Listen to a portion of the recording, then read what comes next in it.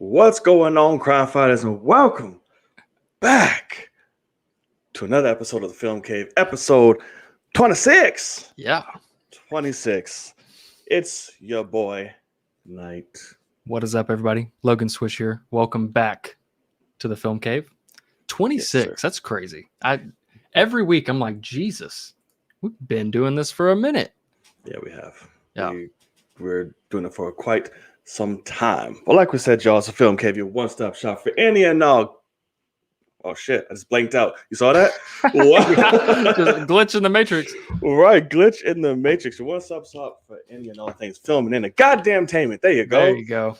Got there that you thing go. out. Wow, that was like a circuit glitch. Like literally just stopped. Yeah. That's what happens when And this you're is live. We've been physically doing this for exactly half a year now. 26 weeks.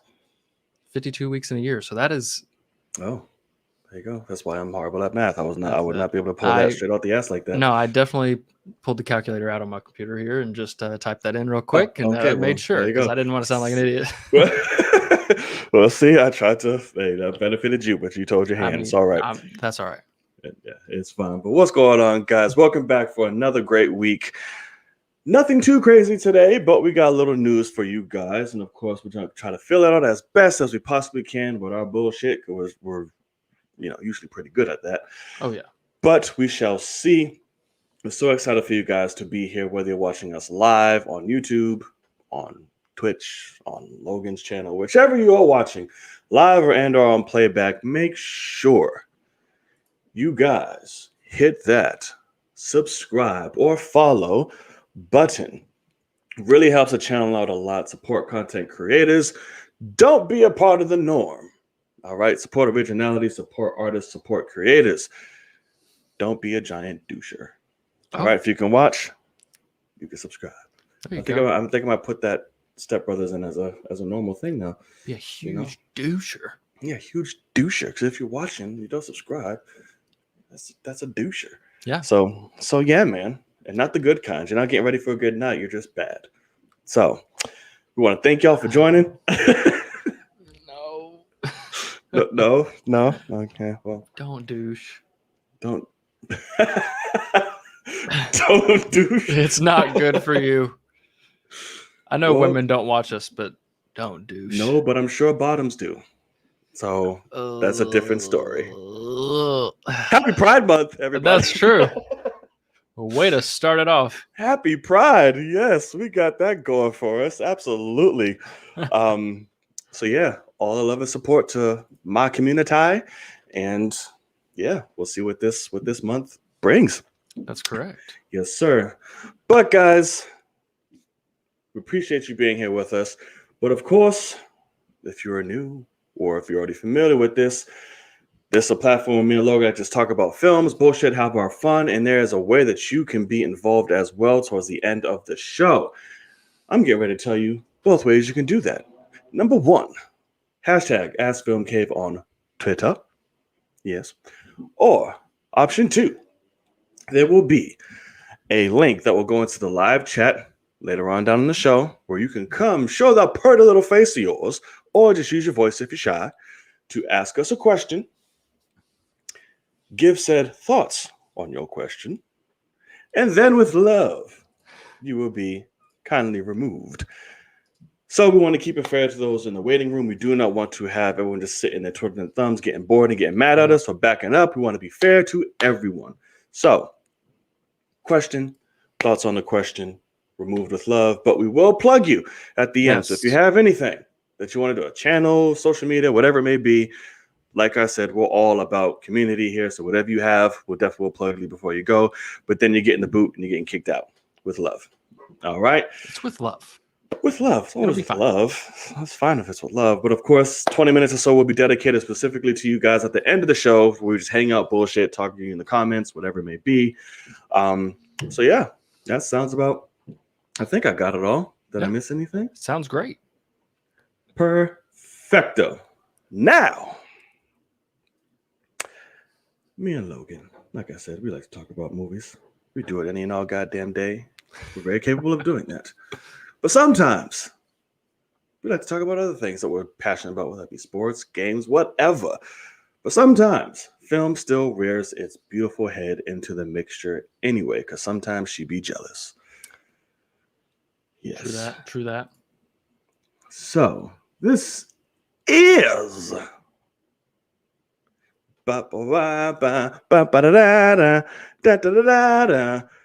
there in the world. Yes. That was great. Well, thank you. We'll try something new that just popped up right now, and I think it works. That's great. So, Sir Logan, you already Yes, know sir. the deal. Yes, sir. What am I going to ask you? You're gonna ask me about the traditionary fashion. Kind of, but I wasn't going to say it in the question first.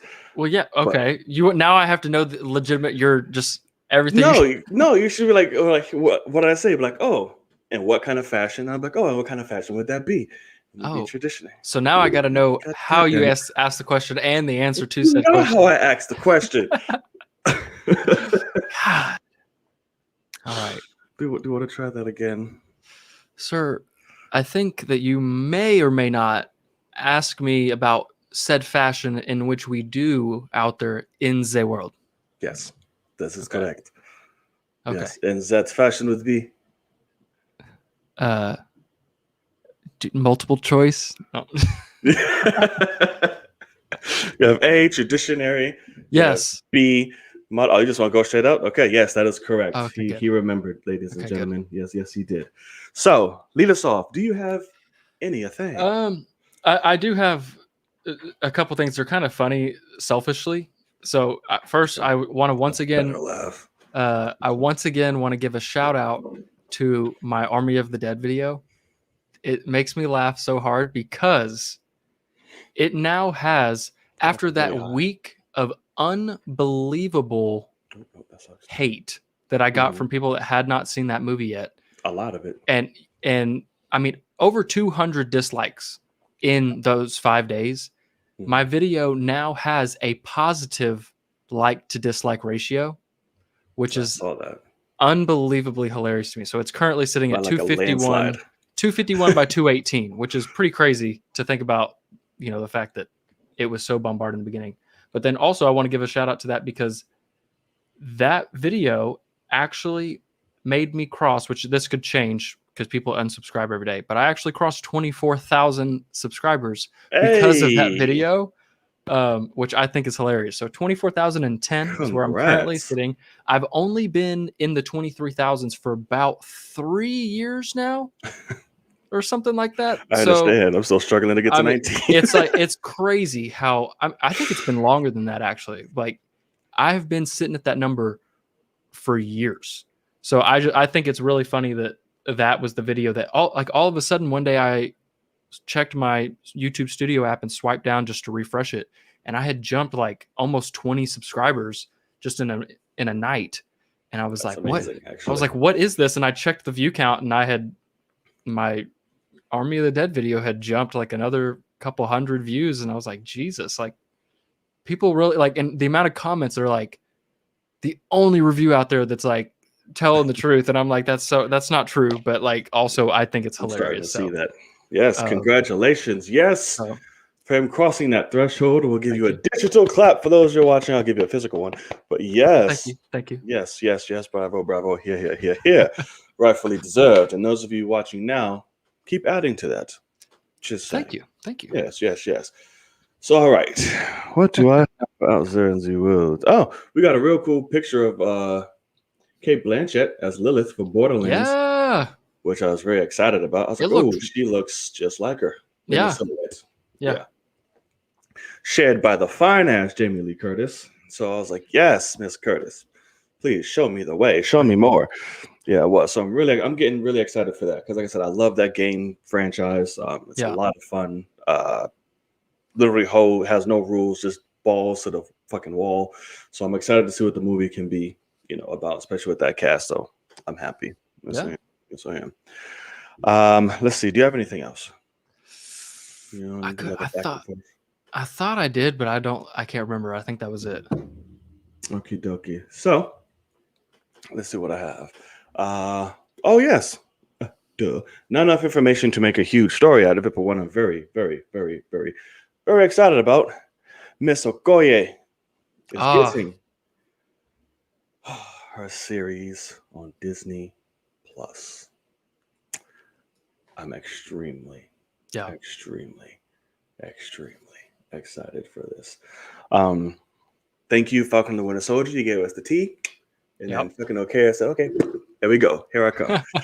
They gave us fucking Io, and then now we get Okoye, and hopefully, I'm sure we're gonna see Io again. Yeah. So I'm so excited. Oh, amazing, amazing, amazing, amazing. Obviously, we won't know anything besides that, but we'll see. But I will be watching that very, very closely. I think it's gonna come out after Black Panther 2, no? I would say so because they'll be shooting Black Panther 2 probably by the beginning of next year or something like that, maybe even sooner. Maybe So she's the new Black Panther. and well, no, that's exactly what I was about to say. Is it could be some sort of, which I don't want to say necessarily that it's like a copy and paste type of thing of Falcon and the Winter Soldier, but it could be a whole series of her. What are we going to do without? We need a Black Panther, and by the end of it, she's like, "Give me the damn suit." And that would be so dope. Denai is so good. I love. Yes, I'll yes. take anything more with her. Talk about somebody that could be in a Knives Out movie or something. Oh yeah. Give me some Denai. Oh yeah. Oh my gosh. So I would love for her to be Black Panther more than the actress that's Shuri. I love Shuri's character, but the actress has had some bumps along the way. And Denai is a literal rock in every way, and I love Okoye, obviously. Just badass. Yeah. So I can't wait to see what that's about. I think that having Wakandan stories is very important. I want to know so much more about that place, as we really haven't had much when you really think about it. So anything else, give it to me. So does that mean we get 2? Yeah. Wakanda shows? We have Okoye and then the Kingdom of Wakanda. Yeah. Crazy. Oh, God. Oh, okay. I'm back. I'm good now. Okay. So excited about that. Yeah. Another weird ass news. I got my first white hair in my beard, and it's frightening me. Oh no. A little bit. Yeah. It's scary. It's making me realize how old I'm getting.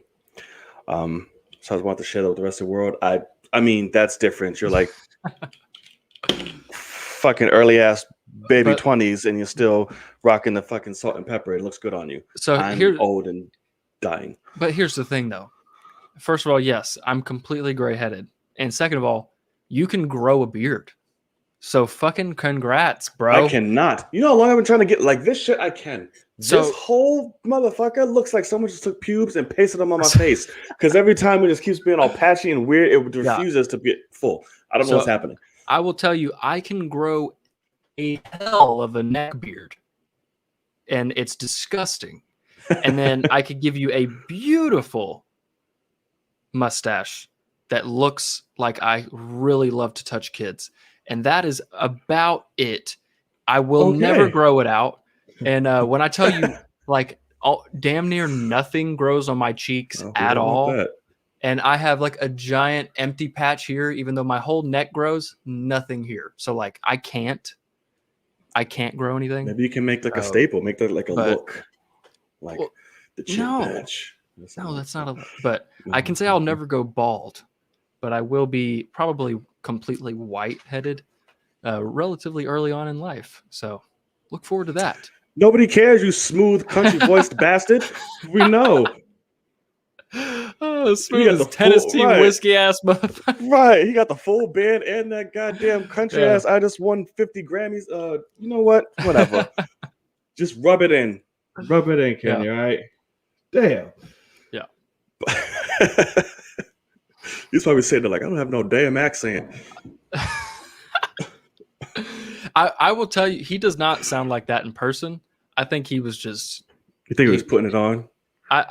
Either he was putting it on, or maybe he had just had like a conversation with somebody that was real country or something, and it just kind of stuck for a little bit. Whatever it is, teach me your ways. And Logan's stash will grow when he hits 25K. Incorrect. Absolutely incorrect. When he hits 25, you said? Yeah. No, I'm not doing that. And How that would old are also. you? Aren't you past 25 already? Let that make that up.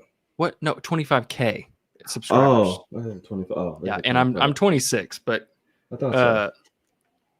But yeah, no, I will not be doing that. It was funny because my butterfly. Yeah, what a name. I didn't know you could even do that. I didn't either. But I talked to my barber. He grew one, and it does look similar to yours. And I was like, I don't remember you having any facial hair at all. And he was like, oh, this is Walmart brand Rogaine. He's like, I put it on twice a day. He's like, I'm dying. He's like, I'm trying so hard. Look at that. Like no full, and it's like patch it. Like when was the last time you shaved? Probably like a few months. Okay. Gotcha. Right, and it's gotten nowhere. Yeah. It's me, GG. Okay. What up, GG? What up, GJ? I can only see lips and face. She said hi. I like the emoji usage. Right. That's also just pretty badass. It's like Prince, just a symbol.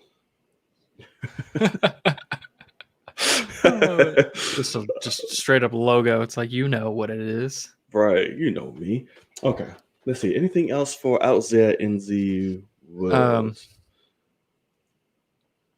I think coconut oil, he said. Oh, I was like, you want to talk about coconut oil? No.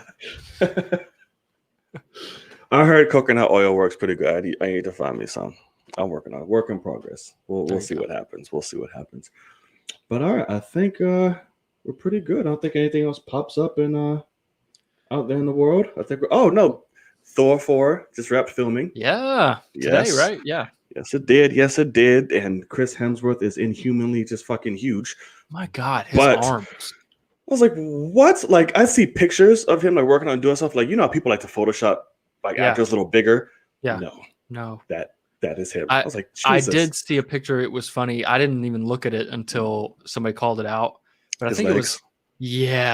He's got no legs. Hugh Jackman is the same way. And I don't know what it is with Australians and their legs.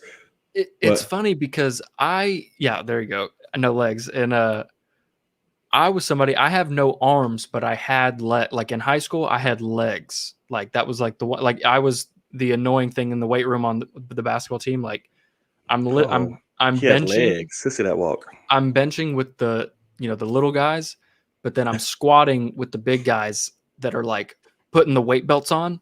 And I still don't understand the weight belts thing. And so I would walk up and not use a weight belt, and they're like, your spine's going to snap. And I'm like, what? Your back. Yeah. And I'm like, okay, whatever. And like hang cling I was good at, but like, I don't know, man. He needs to do something like, he just needs weight in his legs. Like he just had skinny like ankles. Like he's not meant to be that big up top or something. Like his body's just not meant to be like that. I don't know what his arm, with Australians, man. I don't know what it is. When I say his arm was like this width, it looked like. I mean, that's wild, man. He was ridiculously huge. I remember like Hugh Jackman, like every time he could work out and get crazy straight up like Wolverine, he'd be in the gym like grr, and his legs were like this big, like everything. I was like, bro, where are your legs? He's like, I'm in pants always. Right. Yeah. You're never gonna see them. It's all top heavy. I'm like, I guess so. When you start worrying about legs, I need to do it like The Rock has fucking walls for legs. But it's like, I guess she's always seeing them, so it makes sense. Sure. But all right. Anywho, I think that is it for out there in the world. We hit a few good little topics. I want to thank y'all. If we missed anything or you want to please elaborate or expand upon anything we talked about, please keep the conversation going in the chat or bring it up if you're watching this on playback. We'd love to know and we'd love to talk about it with you. So don't be shy. We're gonna sing every transition now. Probably. No promises or guarantees. But this one I'll let you take the reins on because I have not yet seen this film. but you have. Correct. And that is A Place That Is Always Quiet for the second time. That's correct. Just came out. A Place That Is Always Quiet for a Second Time is phenomenal. That is a great title. Thank you. That's what it should. John, you missed an opportunity, That's brother. correct. Use it for the third one. Use it for the third one. I do want to start the talk on Quiet Place. I won't give spoilers still. Since You're not late, Gigi. We just started. You're fine. Since you haven't seen it, and I'm sure other people still haven't seen it. Are you no planning spoilers. on seeing it? Oh, absolutely. Okay. Mofo's just broke right now. I hear you. So what I will say right off the bat is this past weekend, I went to the beach. I went to Galveston, Texas, which is 4 hours from me. Damn. Yeah, that's correct. 4 hours plus water. That's fucking ridiculous. But you drive through Houston to get to it from where I am. And I did get the opportunity. I ended up not doing it and kind of wish I did. But I got a heads up from the guy that runs the website that I write for that helps me get press screenings and stuff. And he was like, hey, Krasinski is going to be in Houston opening night. Oh, I saw you little, yeah. And I was like, are you fucking kidding me? And like I'm literally, it was Friday night. We went Thursday to Galveston. So like I could have drove an hour. And I looked at the tickets, plenty of tickets in this opening night, like IMAX screening. You're bugging. And I was like, like, to be honest, I'm with my girl. Like, I'm just like, let's just relax. Like, that would have been awesome. And like, I honestly, I was like, hey, there's a chance when I went and saw the screening in Dallas early, I was like, there's a chance he could be here because he's been doing that, sporadically. I do think Houston's a weird choice, but he went Houston to Austin to like end the trip. And that's where the first Quiet Place premiered. And so I was like, okay, that makes sense because Austin and Dallas are only, 3 hours. They're pretty close. Right. But yeah, so I did miss out on that. I did give some people a heads up. I hit up Married to the Real and I was like, hey, before this goes out, if y'all want to buy tickets, and they ended up not going, but I wanted to hit them up because they're Houston natives. And I had one girl that she's like, I don't know who she writes for, but she's kind of like big on Twitter and stuff. And I followed her for a long time for like, she's like, I don't know her name even, but like, she's like someone, I gotta admit, she's like obsessed with celebrities. Like, I think she just like has a thing. Like, she's one of those people that goes to cons just to like wait in line for 10 hours and meet somebody for a minute. And never. And yeah, I know. And she's from somewhere else, but she's from Houston. And so she started messaging me and was like, hey, is this true? Like, what's your source? All this stuff. And I was like, I mean, I just know it's happening. I mean, we got told by the people that are bringing him to the theater that it's happening. And she was like, okay. And she told like a bunch of her friends, and they all got tickets and they got to meet him. So I was like, okay, that's cool. I'm glad I could at least, help some like diehard film fans get to see that. But yeah, Quiet Place 2, highly, highly recommend seeing it, especially if you can see it in an IMAX, in a Dolby, something with great sound that's larger than life. Highly recommend, because watching Quiet Place here at home, it doesn't do it justice. Like having this, you need the sound system. Oh yeah, I'm sure. Of a theater massively. So highly recommend it if you haven't seen it. I almost want to go see it again because it is really fun, especially after seeing it once and like, you don't have to be scared here and like things like that. Like because you're literally like, especially like the opening 10 minutes, I found myself at the end, like I had dug my fingernails into my hand. Like I didn't realize I was like tense, but I was just absolutely, and I'm like that the whole movie, really. So it's so tense. So it's so great. It's a great follow-up. I think I still prefer the first one. And I honestly think that might just be because John Krasinski is the lead and like he does so well in that movie. And then obviously if you've seen the first one, not in the second one. Throughout the whole thing, at least. Yeah, that's correct. We get a day one flashback to begin, but highly recommend it. It's really, really fun. And it's similar to the first, like you're tense as hell, but once it ends, you're like, oh man, that was awesome. Like, I'm so glad I saw that. Like I stuck it out because I heard it's like essentially the same shit, but just still like great. Correct. Yeah, correct. And Cillian Murphy, please, like, can Marvel please like just sign him on as someone, like lock him down because he's so damn good. I love him to death. He's really good in the movie. He's actually a bigger part than I ever expected. Like he's really in the movie. He was almost our Batman. And he does a great job. Yeah. I don't know about that. Yeah, no, I'm good. Okay. But yeah, no, I'm good. But how many jump scares did you have? That's a good question. I would most definitely say under 5 true jump scares, which is my favorite kind of like when they say it's horror. I don't even really consider this horror. Once you watch it, you're like, oh, that was a really suspenseful thriller. But like horror, I think of jump scares and like gore, and you don't get that here. It's hard for me. I don't know to pick that because I don't, like I said, I don't have a soul. I don't get scared. Sure. I don't even jump. Like I don't do none of that shit. I'm just like, oh, this is really immersive. This is great, awesome. When shit happens, must be nice.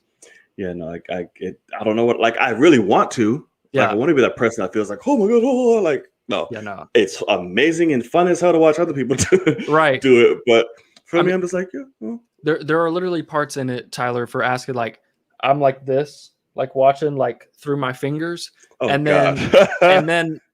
what I love so much about it is because it's like the first It movie. I think the second one's garbage, but the first It movie that they made is like almost a 10 out of 10 for me. I love that movie. Yes, and it really is because there's not a ton of jump scares. Like the only one that I really remember is when he shows up in that bathroom with that girl. Like she turns around and he's just like bang.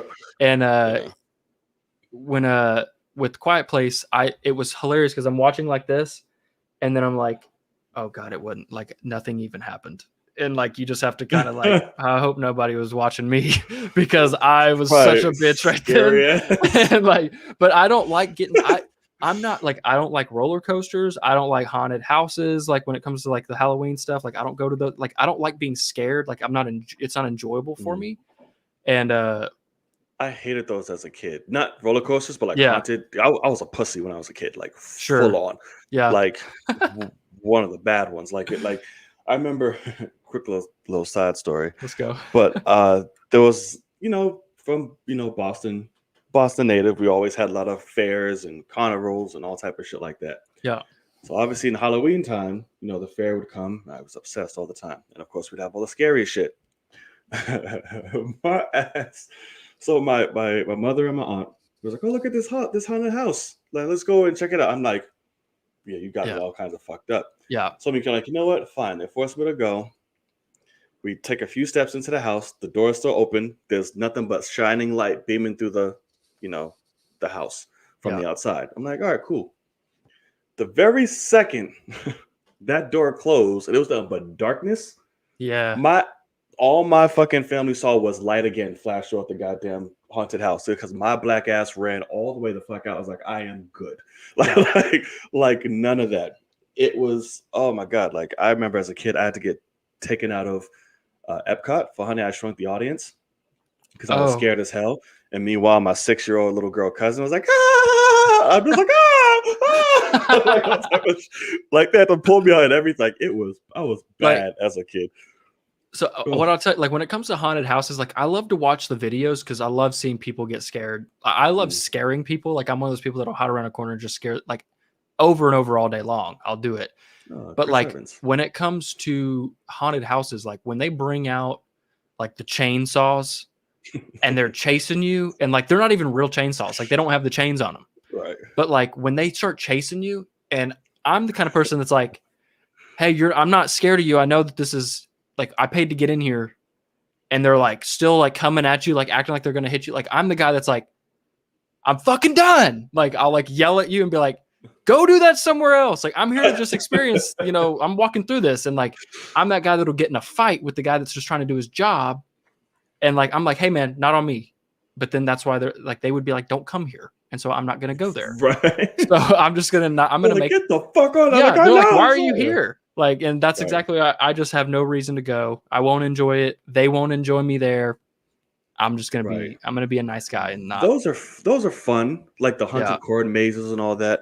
I find it like theme park shit isn't like a Six Flags. Like I've done all that. I was like, this is whack. Yeah, you have to go to like, if you're in a city or state somewhere, you should go to like the country bumpkin ass place that has some cornfields. Right. set it up themselves. Yeah. That shit is intense. Yeah, no. Shit. I've been outside of a corn maze out here in, in Texas when I was probably like a freshman or a sophomore in high school, and somebody took me, and they were like, yeah, we're going in, and like I saw a guy that was my age like working it, and he had a real chainsaw. Yeah. And like walking in the corn maze and he's cutting it down. Yeah. And I was like, I was like, you couldn't pay me $1,000 to go in there, because what if I'm not paying attention and I run into that? Yeah. Like, he's not a trained professional. He's in my math class. Like, fuck him and fuck this whole thing. Like, no. So that's just, it's not meant for me. But Quiet Place 2 was meant for me. And if they do a third one, I'll be down. I just hope that, I will admit, this one does have, it's structured very similarly. It's uses the same, realization that we had in the first one of like, oh, this is a vulnerability. They use it over and over again. And so I hope that they can figure out a way to maybe change some things up. This does add things for sure to the world, but I hope for a third one they can figure out a way to change things, but also still massively keep it about the family and the characters, because that really is the driving factors. Every single person with a beating heart that you follow, you're like all in on them, and that's like the most important part. So if you're not about the family, it's not going to work, and it does work for this one. So definitely check it out. I'm looking very forward to that. I'm excited to see it. Maybe that'll be like a date night thing if I can find someone, because I'm lonely, but we'll figure it out. Just go by yourself and just sit there with no emotion. I'm not right. scared. I'm not scared at all. Or I sit there no emotion, like, who the fuck is that creep? Yeah. Why is he hasn't moved since yet. Is he dead? Right. So also Logan is, scared shitless of things, which is great. So that means when we ever meet up in person, there will be a film cave live vlog of some like horror shit and just watch him spaz out. I'm not scared of like, I don't get scared. Or like get I don't fight. That's the thing, is like I'm not gonna scream like at a horror movie. I just don't enjoy, like, I don't enjoy this. Like, I want to just sit there and like be engrossed in the story. And so it's a thing when a movie outsmarts me and is like, I think that I need that, and then in reality I'm just watching this very intense moment. That's when that scene ends and I'm like, well, fuck, that got me. Like, that was awesome. I'm definitely in. I'm engrossed, and the storytelling was killer. So, okay, fair enough. Touche. John giving me the face when his camera froze at the movies. Yeah, I saw that, bastard. Ha. That was great. That was great. All right, so how do I? Okay, I guess we're gonna end it on that. But, should we rock out some Eternals? Yeah, let's do it. We do that. All right. So we got some plot details from Marvel's Eternals as to where they come from and all time of good shit, which is very intriguing and very interesting. So it has been said that these mofos came from Titan. And for those of you who do not know what Titan is, you should at this point.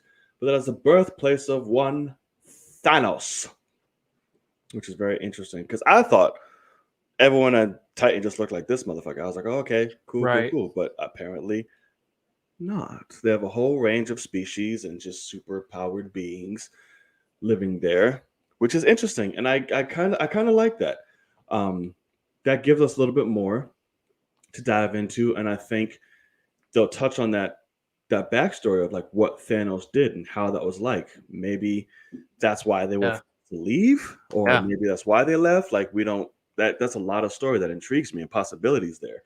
But what do you think so far with this little nugget that we got? No, I really like the change in the source material, because it helps meld the MCU into a more personal story. Because I do think that they might be pulling the tidbit from the comics where they purposefully brainwash themselves, like wipe their memories. Right. Because they're on Earth, but they are like super powerful beings that know all about the cosmic everything, and then they're with all these small beings, and so I feel like they might wipe their memories to live more cohesively with them and not be burdened by that stuff anymore. And so the idea of possibly, that better be the reason. possibly one of the snaps kind of waking them up from, Endgame, and them realizing like, holy crap, like, How would that work? the cosmic, massive force of, multiple snaps on the Earth might have, reversed one of the Eternals, spells or whatever you want to call it, to wipe their memories, and maybe they all come back, something like that. But I really like the idea of them being like, that's like our shitty brother, and like if we hadn't wiped our own memories to just like make our lives easier, we could have stopped that a long time ago. He was one of us. And He was one of the council. I dig that a lot, because I don't know if you saw the thing. I retweeted it, and this could not be fact, but it's from some sort of like theme park exhibit or something. That's the Thanos, like, the Thanos thing. Yeah, and it's supposed to be based in the MCU, and it says that it's rumored that Thanos is the last of an ancient and highly sophisticated species known throughout the universe as the Eternals. And so that makes me think that Thanos was the last one, because they didn't know about the ones on Earth possibly still being alive, maybe because they cut themselves off or whatever it may be, something like that. So I like the idea of bringing Thanos in, which the Eternals are supposed to be immortal, which is, obviously we've seen Thanos just get his head straight chopped off. Right. But I guess that is Stormbreaker, so maybe it's possible. But overall, though, I really cosmic weapon, probably. So I like the idea of making that more personal to them and going like, we're all laughing. Like I love the memes of people being like, where the fuck were they? Like they're just sitting there eating shawarma or whatever, and like I love for them if Brother Thanos is here. And instead they flip that, and like that actually is a massive emotional beat in the movie, is them going, we could have stopped this if we hadn't, wiped our memories, and like we weren't complacent. So I like that idea a lot. But what do you think? Is this because it is making the world smaller? I will admit, you could have just made the Eternals a brand new thing. This is kind of narrowed down. I like it, but what do you think? I like it because it expands upon a world that we didn't really know. We just saw a lot of ass kicking going on there, but we don't know backstory besides he's like, listen, we're all about to survive. Half y'all motherfuckers got to go. So, so it's like that's the only thing we have, and I feel like Eternals is the best way to kind of really elaborate on that and to get to that backstory. Maybe we'll have a Thanos like cameo, maybe like a throwback. Who knows? Yeah. But I'm very intrigued by this. I'm very happy by this. I'm very curious to see the reasoning, why they memory wipe and all that, and how they got it back. But again, in Marvel, we trust, and Lord Feige, I trust. I'm pretty sure they have it all mapped out and ready for you. So I'm very excited for it, and I hope we get a flashback. I do want to give a shout out to Squad for the super chat, $5. Said shout out to the Pride Month. What's up, man? Thank you. Appreciate the $5. And then also, Ronan said he wouldn't put it past the film to discuss about the Celestials. The Celestials are in the film, so we should fully expect. I want to most definitely learn more about them and the creation of the Eternals and all that jazz, because we know for sure that the Celestials are in it. So I'm very excited to see that, because I'm not. That's the thing, is like, I'm not a comics reader, and this is different than a lot of people. But like something like Dune, I'm very excited for the Dune movie. Cannot wait. And I know nothing about that shit, really. Like, I've never seen the original. I don't read the book, nothing. And like, when that trailer came out, I was like, this is beautiful and whatever. It's super sci-fi. And all these people were like, read the damn books. And I was like, I don't want to, because I want to go into the movie and experience that world, because they might change things. They might do this, they might do that. So like, when it comes to the MCU, I'm not a comics reader. So boring. I'm also terrible. I'm also terrible at finishing a book. Yeah, but for that as well. Yeah, but so yeah, when it comes to Celestials, I don't know enough. But like, even just today, I was talking to my boss and my coworker about Eternals and this whole Titan thing, and my boss was like, "Are we gonna find out like who that head in Guardians of the Galaxy, that planet, like who that was?" Because he's like, "Wasn't that a Celestial?" And I was like, "We probably won't find out who that is, because he's been dead a long time." Yeah. But I was like, we'll definitely find out more about that race, and like they're all that fucking big. Right. And so like that's cool. So we'll see. You think they'll try to tie in Galactus as one? You think they'll like retcon and be like introduce like Sure. Galactus down the line? It's like, oh, he was a Celestial Because who just decided to eat planets and fucking what do it. is he? Do we like? Is he something else? I forget. I'm not gonna See, hold that's you. the thing. Is like, Yeah. I think it makes sense to, you know, just use Celestial as this otherworldly being. Like but they can be a bunch, because like that was the thing, was one of my coworker was like, well, wasn't Ego that planet guy Celestial and all that? And I was like, yeah. And he's like, then why didn't he care about the other Eternals? And I'm like, shut up. Like, I'm like, what do you mean? Like, no. And like, he's like, where are the other Celestials? And I'm like, no. Like, they were telling that story, and like he was Well, a he only bad cared about Celestial. himself, though. Yeah, he so just it wanted to doesn't spread matter. himself across the universe and take over everything. And so I was trying to What explain a that. I'm like, Shut quit up. trying to reverse back. Like, they weren't telling that story. He's an asshole, narcissistic, very selfish. Like he only cared about himself. That was kind of the point. So I don't know. Did we just lose? Oh, we lost the knight.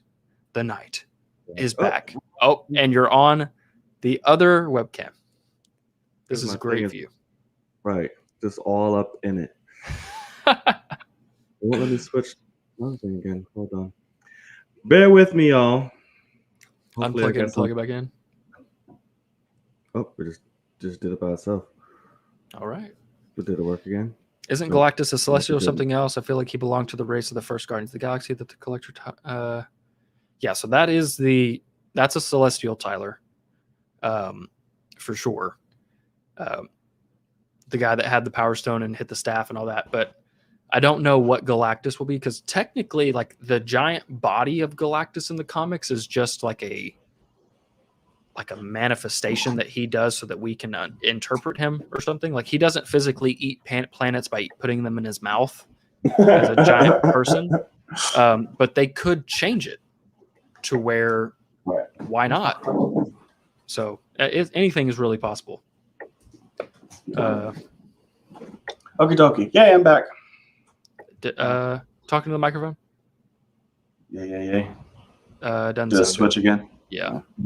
Yep, you're right, it did. Boom. Fixed. Beautiful. Okay.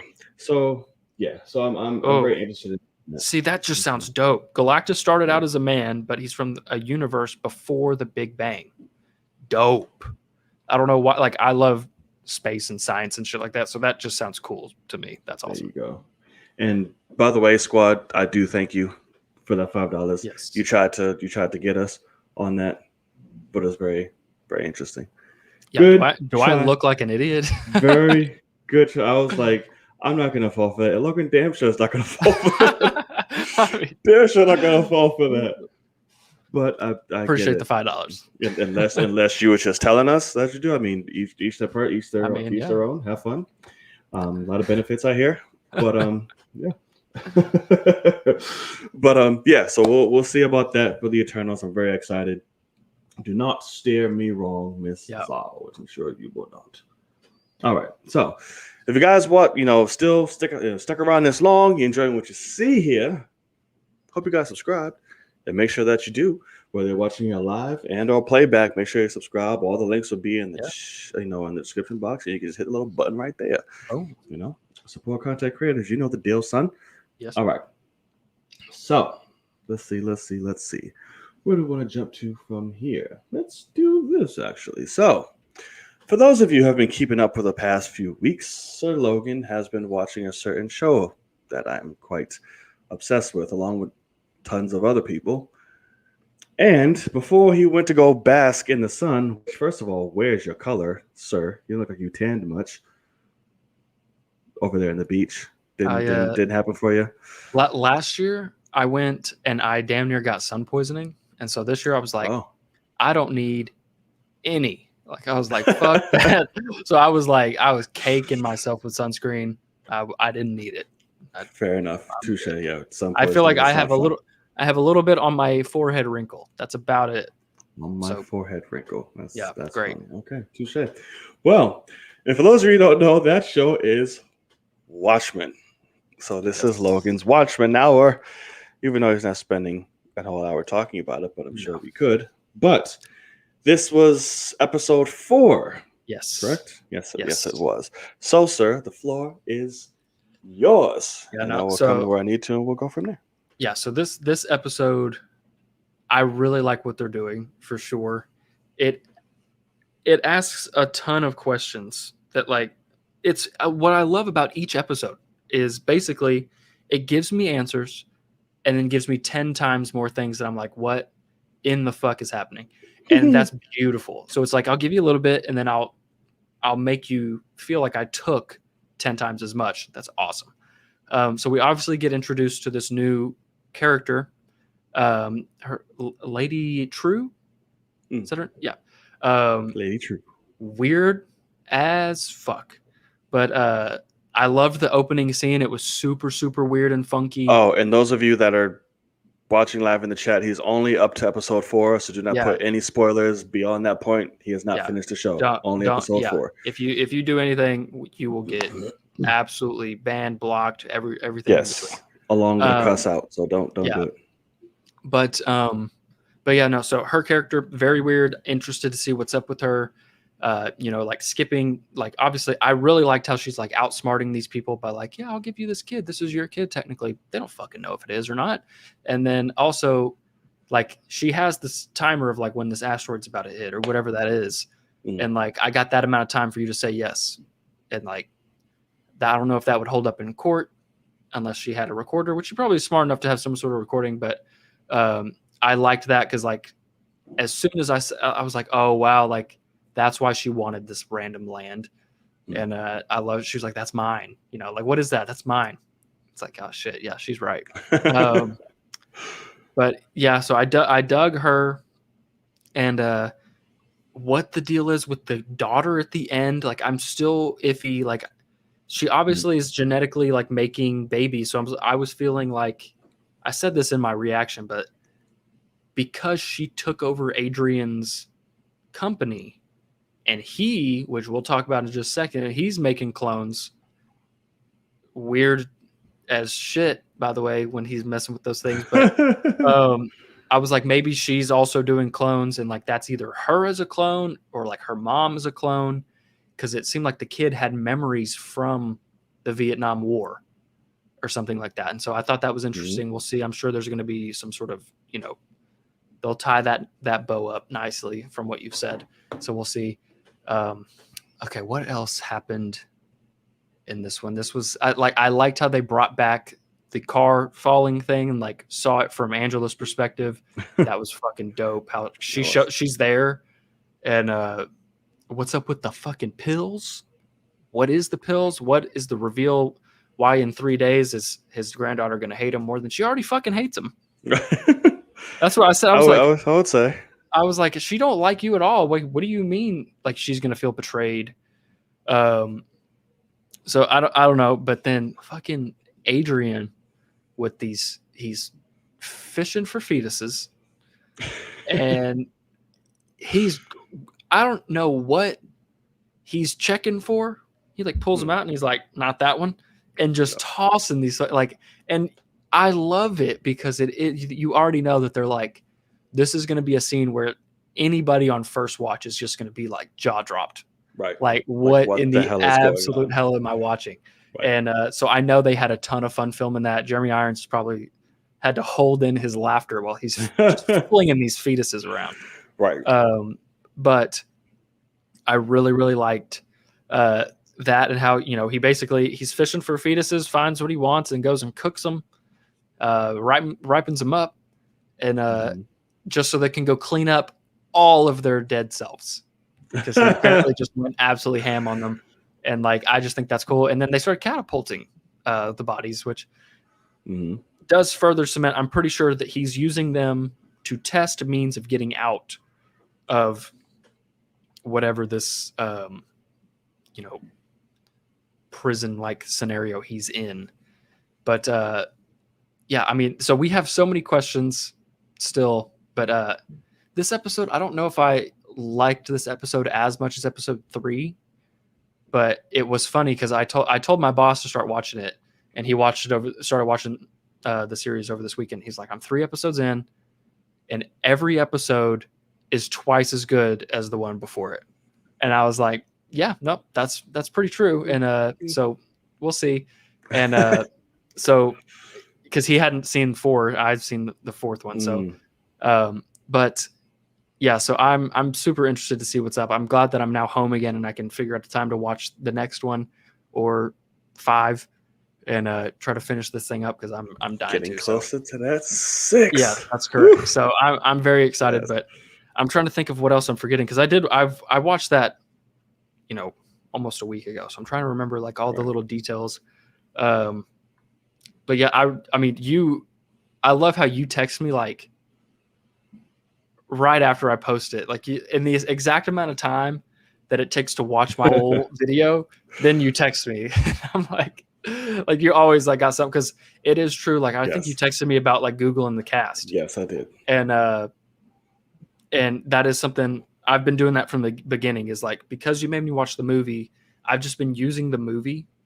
Like I Google Watchmen movie cast whenever I'm trying to remember. And so that's the question. I can't remember the silver mask guy's name. Wade or Looking Glass. Looking Glass. That's correct. Okay. So like, and then that was another thing too, was Angela's husband was weird as shit in this episode. And I saw you thinking that. I was like, think he's weird. Because what did he say? Like, because it's heaven, there's nowhere and all that stuff.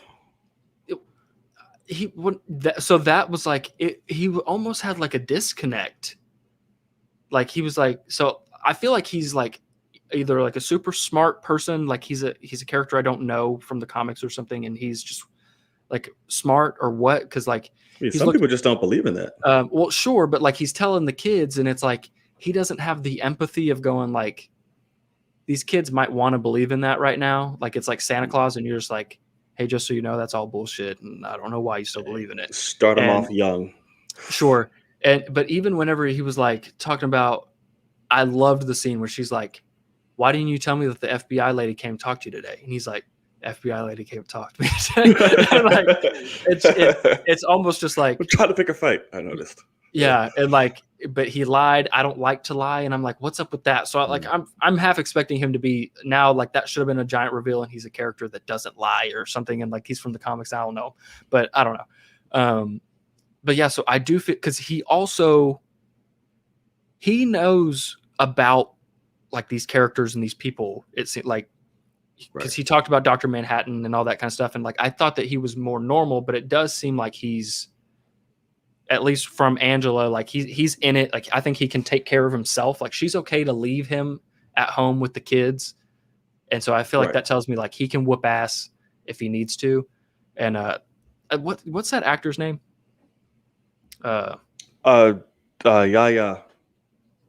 Yes. Abdul Mateen. He's fucking great.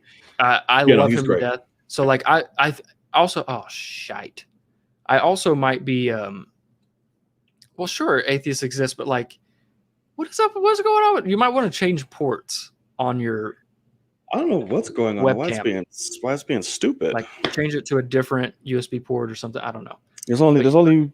You have that hub. That's right. Oh, yeah, that's right. But atheists exist, but like, it seems like those kids were raised to believe in God, and then all of a sudden he's like, hey, that's not real. And so it was just kind of weird, but like, I just thought it was interesting because this man right here, who we're saying is beautiful chin, has told me to like pay attention to everything. So like, I don't think that they would do that if there wasn't something going on where he's just like, oh yeah, let me just absolutely demolish any of these kids' possible faith in, God. And because I'm not going to say that I don't agree with them, but like, it was just kind of a weird thing. So yeah, I don't know. I'm super interested though. I think these characters are. I think every single character has more to them than I know. Because even like with Looking Glass, I loved when. I will say you might be thinking a little bit too much into Cal. I will say that. Okay. But with Looking Glass, don't like, hurt yourself.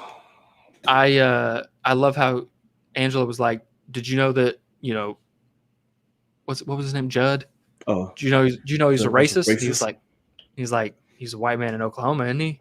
And He's it's a like, white man in damn, Oklahoma. yeah. And it's funny because like Tim Blake Nelson is awesome. yeah, incredible. And Yeah. that is a thing. Like living in Waco, Texas, like I would like to think like I grew up in a very diverse neighborhood. Like I was the only white friend that I had in my neighborhood type of thing. And so like I never really caught the win. Like all I wanted to do was be black because I was a basketball playing white kid and I'm the only white kid there was. So I'm like, all these guys jump higher than me. They're all swole as shit. Like I'm like, y'all are just born this way. And I'm like, my favorite basketball players are that and like all that. And so like, it's funny though, because now having a job, like I'm an IT guy and we have clients that are 20 minutes down the road. And it's like, everybody in that area is racist as fuck. And like, they'll just drop it on you. And I still remember like right when I got hired on, we went out there and it was right when Colin Kaepernick was doing his thing. And it was like when people were burning their Nikes. And I walked in and I'm wearing Nikes and I'm sitting at this guy's computer. I'm working on his computer. So my feet are under his desk and he's sitting in a chair like somebody he would have visiting is sitting in because I'm working on it. And my boss is sitting next to him and he looks at my boss's shoes and goes, you're not wearing Nikes, are you? And my boss was like, my boss is a big nerd. He's like, I have no idea what these are.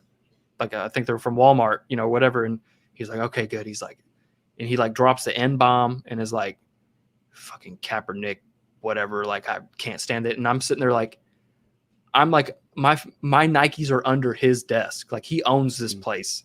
And I'm like, if he fucking comes over here and looks at my feet, there might be an altercation.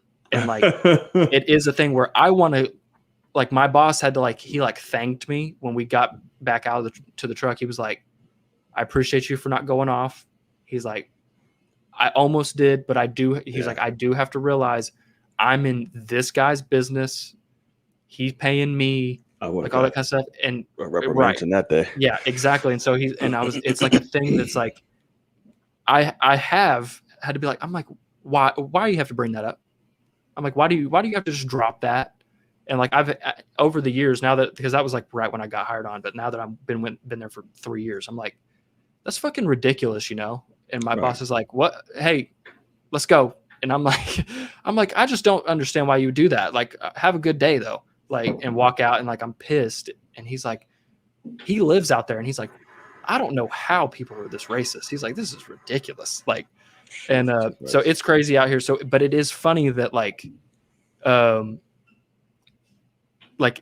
don't know if Looking Glass is saying he's also racist because he is a white man in Oklahoma, but like I liked that because it's like even I think though it's more of like the chances are high. I think yeah, exactly. It's like because that's the funny thing that my boss and I talk about. It's not funny at all, but my boss and I talk about it. It's like it's so crazy being a white guy that's not racist, but having to deal with white racists is like they'll all of a sudden drop it on you because you think they're a part of that team. And like, it's like, man, you were cool and normal 4 seconds ago.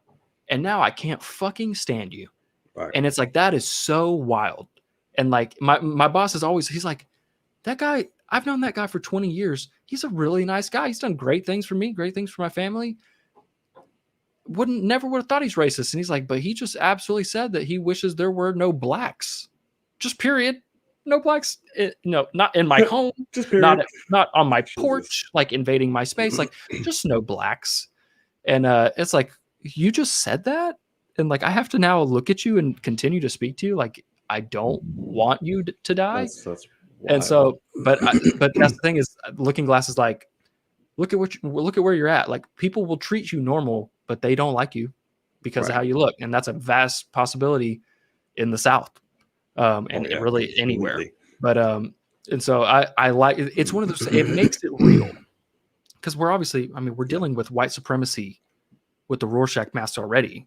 Yeah. But it's like it really grounds it doesn't hold back at all. Yeah, it's like, hey, where are you at? Like, where you're living. It's kind of like what he's saying. And she's, of course, like, yeah, I know. and you know, it all ties back into the grandfather being in the, you know, the Tulsa massacre and all that jazz. And so it's like, I really like the realism that we're seeing, and I'm super excited to continue. Oh yeah, for sure. And it's so you're doing pretty well. You've taken my advice. Very good. In terms of paying attention and watching, I see little theories you be trying. having, all of that. Like I said, I'll help you out on all that. But I say Yeah. you're thinking way too much into Cal. Don't hurt yourself. Okay. He's just a great fucking actor and supportive ass Okay. husband who can whoop some ass. But right, but so don't hurt yourself there, because I know there's way too many things to theorize about and all that. So sure. Rule him out. Okay. I love what we're getting with, you know, Angela and shit. God damn it. Jupiter. Yeah, there you go. What's her name? Lorraine? I forgot. Something like that. Yeah. I forgot already. Lorraine, yeah, something like that. But yeah, it was great seeing them interact and learning this, you know, the history between, you know, the comedian and her. I was like, oh, the comedian raped her mom and all type of stuff. That was a good scene. There's no secrets in this car. And it's like, yeah, you're just telling horrendous stories. Right. God. But she's like, oh, has to be a thermodynamic anomaly. And like, I loved the scene where her and Angela go and talk to True. And yeah, Lori Blake, thank you. And they start Lori. And they start talking in Vietnamese. Yeah. And I was like, oh, but then I was like, why would Lori not know Vietnamese somewhat? Like, she also walked away. Right. But like, it was just funny. Like, I saw you throw that call. Right. Because like Lori knows a lot more than she puts on. Like, that's just the point of her character. She's like, I've been around the block a ton and I fucked Dr. Manhattan for years. You think I don't know to like look outside the box on some shit? Like, right. So I like her character because she is someone that's like, her and Angela both, and now also Lady True is like, they're women that know more than they put on and will outsmart you as an audience member. And like, I love that I'm it's just full of that shit. Like, outsmart the fuck out of me. Like, I love it to death. So yeah, I'm enjoying myself. For sure. I'm glad that you're enjoying yourself. Keep up the good work. Okay. Keep the eyes open. Keep the ears open. And it's you're only gonna need more. You're only gonna need to do that even more so and a lot heavier going forward. So just get yourself ready. Oh, I'm ready. Yeah, so I'm very excited. I loved this reaction. Loved this episode watch. Yeah, man, I'm trying to think. Was there anything else that we missed or said, or any of that? I think pretty much. I think we're pretty good. Pretty much nailed it all. Yeah. Because the grandfather is with True, all that. Interested to see there. I like how the motherfucker can walk. He was just pretending. Like, I'm like, God, he was just, and that's the other thing. Like, it's literally a show full of people that yeah, it's a show full of people that outsmart me as an audience member, and that is on writing, that's on direction. I mean, everything. It's on, you know, like they have to direct the people to say, you know, hey, in episode 1, you're acting this way, but you do know this, but you're acting this way. And so when people go back and rewatch this, I want them to be able to tell that you knew. And like, that's fucking dope. Like that takes a true master that understands exactly. This is not a show that they improvised much on the spot, I would say. Like, hey, here's the script. It all makes sense. Shit. Like, don't change. Like, we can change words around, but we're not going to be changing anything. You know, like if it is meaningful, it's meaningful, and I dig that a lot. Right. Cannot wait. Get into the thick of things. Oh my God, it's going to be amazing. So make sure you guys follow, and I don't know how Patreon works. Follow, subscribe, whatever it's called. Join Patreon. Join Patreon if you would like to watch along with me. You can also wait. And whenever I'm done, you can join for $5, watch them all, and then unsub or whatever you want to do. You know, you can just, but I'm trying to watch them. And Loki starts a week from tomorrow. So that will also be That's full very true. reactions on Patreon for me, then also on YouTube. But yeah. That is true. That is true. So make sure y'all go do it, and because you want to see every single reaction from this man for what the shit he's getting ready to walk into. So Oh God. y'all need to be there to find out. All right. Cooling gang. So next subject. And again, he's only made it to episode 4. So if you watch this on playbacks, no spoilers in the chat, comments section, nothing. All right. Keep the shit quiet, or I will find you. Hey, GG Butterfly with the $1.99. What is that called? A super sticker? Oh, a super sticker. Thank you. GG. That's a good game. All right. Oh, Appreciate it. Thank you. A sticker of what? It's a game controller with legs and arms giving a thumbs up. Oh, And I can't see it on mine. It says GG. It's on my, it's on my screen. Gotcha. Oh, well, thank thank you, Ms. GG. Yeah. I don't know if I've seen that before. It's cool. Yeah. All right, here we go. So we got that. We had a new casting. You know, within this past, was it last week? A little before that, whatever it may be. Sony is getting a new film about a certain villain that is quite popular and known, that many have speculated and did castings for, and I want this person and that person and that person. Well, guess what? None of that happened. And we got Aaron Taylor Johnson as Kraven the Hunter. It was announced so far it's only going to be a film centered on the titular character. We don't know what's going to happen in the future because apparently Sony just released that, Tom Holland Spider-Man could do some crossover pretty soon after No Way Home and all that shit. So we will see how that goes. But how are you feeling about this casting of Kraven the Hunter with the British man being somebody who's not British? So I don't care about that necessarily. Aaron Taylor Johnson's great. I do. I like him as an actor for sure. I think he's awesome. The thing for me is, like, first of all, you had Joe Manganiello lobbying for this. Mm-hmm. He was a great option. Like, I think he's older. He's a little bit older, but like, He's older. God damn, man. Like, he is ripped to Momoa shit. was too. Sure. Which it makes sense to not do Momoa because he's Aquaman and they're continuing that. But like, what frustrates me with Aaron Taylor Johnson, the casting of him as Kraven, is Sony has been trying to force Marvel's hands for years now by, hey, you want to keep Spider-Man? You better play ball with us and help us possibly make the Venom verse in the MCU. Like, they have been trying to force Marvel's hand with that for years by, hey, we'll take him back. We'll take Spider-Man back. Y'all just be fucked. Y'all, building up storylines and now you can't finish it, whatever. And then to turn around. They would be a lot more fucked than Marvel would be. That's correct. I mean, Marvel doesn't, obviously it would suck for storylines not to finish, but like, we have plenty to go around. So what makes no sense to me whatsoever is to cast someone who is already in the MCU, which therefore just straight up cements like, hey, this will never be in the MCU. And like, you just forcefully made it to where later down the line, Marvel could decide, hey, let's just do a multiverse thing and literally let's just bring them in. Let's just force them in. We already have other R-rated things. Let's make Venom R-rated, bring him in, and whatever. They could have done that. Now you can't. Because you're taking a character, like, you can say, oh, multiverse, anything's possible, whatever. Sure. But no, not happening. Like, you can't take Pietro Maximoff from Sokovia and make him Kraven the Hunter through multiverse. Like, that's just not how that, like, it's just not going to fly. So, like,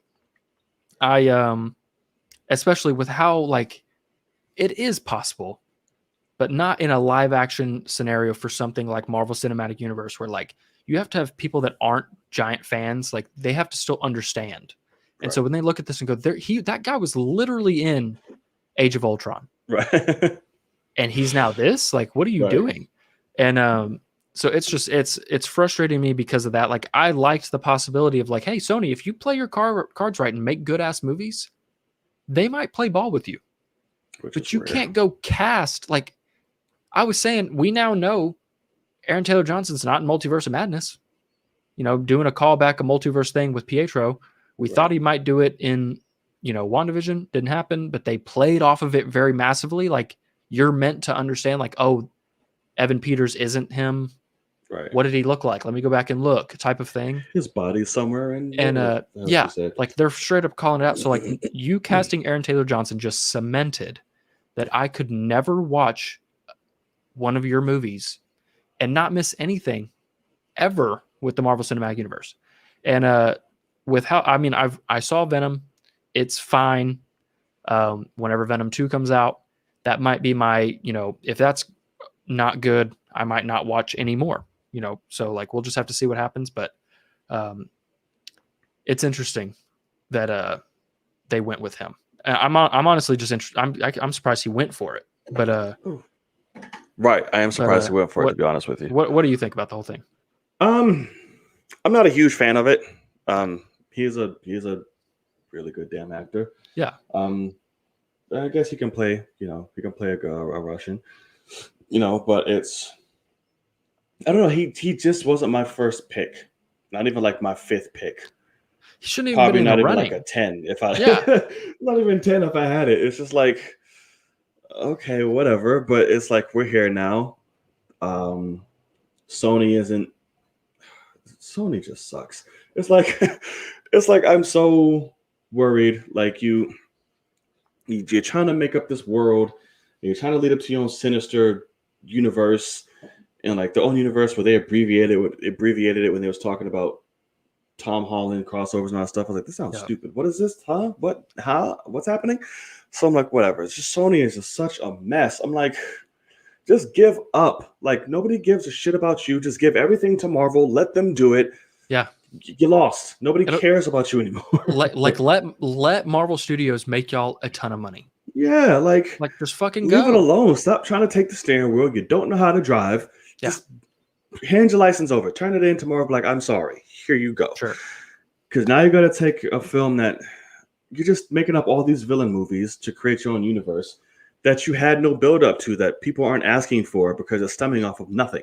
Like we're just seeing these people firsthand. We don't know what's going on. The only one you have legs on is Venom. That's it. Right now, Venom is your moneymaker. That is it. So it's like, what can you do? Yeah. And right now, that's still problematic. Greatly as people may like it. Like I said, I loved Venom. I thought that was cool. Like it. We'll see how the second one does. But I feel like he'd do much better in the hands of MCU. Like, for sure. This also tells us, like, oh, Kraven the Hunter has nothing to do with Spider-Man 3. Like, it was so perfectly set up. Yeah, no. But, okay, great. Now we're going to get an origin story with no payoff. Yeah, I don't know. But because also to the point, like, this is Sony is playing hardball and making it to where, like, hey, he's still our character. We want him to come into our Spider-Man universe too. Being petty. And they're having to say, like, I remember Kevin Feige saying, like, and Spider-Man will be the only character that has the ability to jump between universes. And it's like, that's because we have to figure out a way to write that shit because Sony's being fucking stupid. And like, thank God they're like, hey, Marvel, can you figure this out so we don't fuck it up? And, Marvel's like, okay, yeah, sure, we'll do it. But because I still think there's a chance that Tom Holland makes a cameo in Venom 2 or Morbius somehow. It's possible. I'd be with it. Because, and that's because of who? Fucking MCU, sure. Well, but like it would be against MCU's, wishes. But Sony technically can do whatever they want. They can say, hey, Tom, you're in contract with us. Because that is true. Like, Tom is signed on for pretty much everything Sony when it comes to big stuff. Like Uncharted is supposed to be a giant franchise. Obviously, Spider-Man. Like, which that looks stupid. Like, oh my God, that picture. Good God. Why'd you even bring that up? Sorry, Jesus. That was not Sully. Fucking Mark Wahlberg. Come on. Oh, it wasn't terrible. even Nathan. I'm like, what am I looking God, at? no. I'm like, oh my That's God, terrible. this looks so stupid. But okay, I digress. Oh my God. But yeah, so I'm interested to see how Sony fucks this up because the only thing the only thing that makes it to where Tom might not be Spider-Man for the next 15 years is if Sony fucks it up. Which they will. Because you already know, like, Marvel Studios does not need Spider-Man. They love Nope. Spider-Man. I'm sure he's most people in that building's favorite character. But guess what? They've done a great job, and they've made Wanda Maximoff the fucking like main focus. Like, Right. they can do whatever they want because they know how to tell stories and Right. they don't know how to make us care. It's only So, for the like, fans that Spider-Man's son of a bitch is like, this is what they So- want. We got to give it to them. But now, so- like, listen, we don't need them. If Sony wants to take back Spider-Man and fuck it up, by all means. Like, I tweeted this out as soon as Aaron Taylor Johnson was announced. I was like, hey, if Sony wants to take Spider-Man back after Spider-Man 3, and like if we get the multiverse type of thing, thanks to Doctor Strange, thanks to Scarlet Witch, we do this multiverse thing, get to see the three of them together, the three Spider-Man, all that jazz. And then Sony wants to take him back and fuck him up for like 2 movies and then have to end it because they're terrible. I'm fine with that because we got a trilogy of Spider-Man movies in the MCU done well. Right. He's in Infinity War, Endgame, massive moments in that as Right. well. I think it would be awesome. So if they want to fuck him up after that, that's fine. They already filmed Spider-Man. Go fuck him up. The minute, I mean, the very second that Tom Spider-Man goes back, I was like, we have full control and rights. I'm not watching a single Spider-Man thing it's not worth it. from them. I'm like, I'm Yeah. done. Sorry, bro. I like you. You're my favorite Spider-Man. You're cute and all, but I'm not gonna give you all that shit. Sorry, bro, because I'm not gonna watch the downfall. Because is it John Watts, the director of Spider-Man Yeah. movies? I love that, like, But now Fantastic Four. yeah, like he's technically been hired by Sony for these 3 movies. And I love how Marvel's like, hey, before they fuck this up, like, we need to sign you Right. on to be an actual Right. Marvel guy. So Before let's they give try you to bring you Fantastic along with Four. their downfall, Yeah. come over here, buddy. Come over here and we'll give you something fucking insane, bro. Right. like, you got a pitch for Fantastic Four? I know you do. Let's go. Come on, let's Right. go over here and have a lunch. It's so that's awesome. we'll But see. Damn, we'll see. And it's like the issue is, like I said, Sony doesn't know what the hell they're doing. They're DC right now. They're just throwing shit out there and hoping something sticks and works. Right. And you're trying to create this villain verse and make it your own stupid thing, whatever you want to call it. But it's like without Spider-Man, essentially. I'm like, I was cool with Venom. We don't have Spider-Man. We don't need it. Fine, make Sure. it work. Yada yada yada. But you're trying to do every Yeah. villain is somebody without Spider-Man. No, you're kind gonna- of doing a bit much. You're going to create a whole Sinister Six with no Spider-Man to catalyst any of them to have a reason to go for him.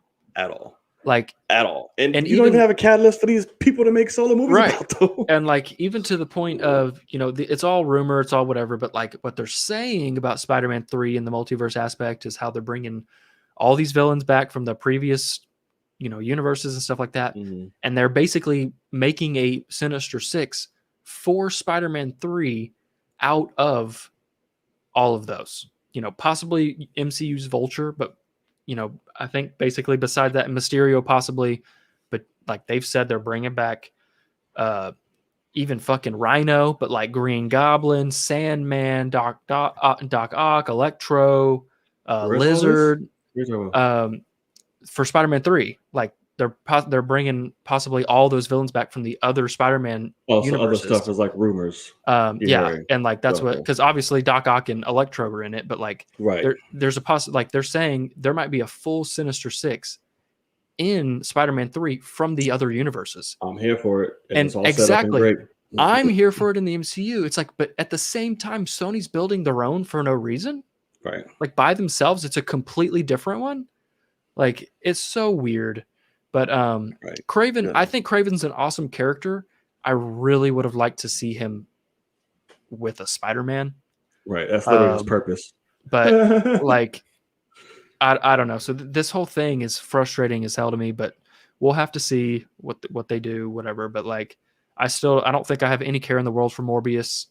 I don't know what that's I'll even see up it. to. It looks cool. And that's Um, potential. Like if you cross him over to Sure. MCU somewhere, like he can have his interaction with Blade, which he's also very known for. Yeah. You got 2 great actors doing that. So it's like Sony, just stop being petty, bro. Yeah. It's stupid. But I don't know. It's whatever. I'm sorry, Tom. That you're, I know he's just along for the ride. I do hate that he's just a yes man. Like I'm just Yeah. Spider-Man, and I'm like, okay, but fucking Step up Right. for like you haven't done great movies outside of this I stuff. mean, he shouldn't. Like when he was younger, I completely understand. Sure. But now that you're older, like you're 25 rocking on, you'd be like, no, that doesn't make sense to me. I'm Right. sorry. Like, hey, I'm not gonna let you fuck this up, and I think Right. that's awesome. Yeah, I do. I mean, you need to have consultants on both sides. Like even like Marvel Studios probably has a list of people that's like, good idea, Oh. bad idea. You know, Right. and They like, have a whole table, like what they call mean, it, the yeah. council or whatever the hell it was Yeah. called, or all that shit. So Sony's just like, hey, Wow. we're gonna take him back and we're gonna make this awesome. And it's like, yeah, so you're just building all this shit for Sony's nothing. cocky So, and cocky as hell. So it's I like don't know. whatever. Crazy. Just because you made the original Spider-Man trilogy does not mean that you have reins and are the shit. Yeah. To do stuff about a movie house and production company that is beyond better than the films you put out. Stop it. Yeah. But whatever. That's not my business. All right. So before we get into the last topic of the evening, if you made it this far, please hit that subscribe button. Hit that thumbs up. Make sure you share these videos so to make sure the show and the channel reach lots more people. We greatly, greatly, greatly appreciate it. And thank you. Yes. So, we're having trouble streaming to Twitch. It's okay. It's fine. Whatever. This is just dumb. I don't know what's going on. But anyway, we're gonna move on. So somebody decides to speak up after the fact about how fucking having a story throughout a trilogy is important. And that person is J.J. Abrams. So apparently now, it just triggers me even just having to say this. You're J.J. Abrams. You didn't think to have a plan going into. We're just gonna read it. I have the article here. Yeah, go ahead. I'm not gonna pull it up in front of your face. I'm just gonna read it to y'all just in case something goes wrong or stupid in a thing because this stream is very sensitive apparently. So let's start. He had an interview with Collider. Abrams was asked if he felt Star Wars would have benefited from having a plan in place from the very beginning. In response, he reflected on his past projects and emphasized the importance of having a clear plan ready, even with the understanding that events don't always play out following what you laid out from the start. And he says, end quote, I've been involved in a number of projects that have been, in most cases, series. Which, that just made me upset to begin with, because you should know better, fool. That have ideas that begin the thing where you feel like you know where it's going to go. And sometimes it's an actor who comes in. Other times it's a relationship that as written doesn't quite work. And things that you think are going to just be so well received just crash and burn. And other things that you think like, oh, that's a small moment or that's a one episode character suddenly become a hugely important part of the story, Abrams said. Now, let's see. Let's talk about Star Wars. I'm going to talk about what you're saying. In case of Star Wars trilogy, let's see. Okay, in the case of Star Wars sequel trilogy, there was a plan of sorts. Abrams and Johnson had signed on to direct the first two films, and Colin Trevorrow was slated to take on the third. Of course, we all know Trevorrow stepped down. Abrams came back and completely ruined the franchise forever. That's not what it says in the interview. I'm just saying that right now. But episode 9 was so far away, he was not considering specifically how to end the story he was starting at the time. Awesome. You just never really know, but having a plan, I have learned in some cases, the hard way, is the most critical thing, because otherwise you do not know what you're setting up, Abrams said. You don't know what to emphasize because you don't know the inevitable of the story. You're just as good as your last sequence or effect or joke or whatever, but you want to be leading into something inevitable. End all the quote shit.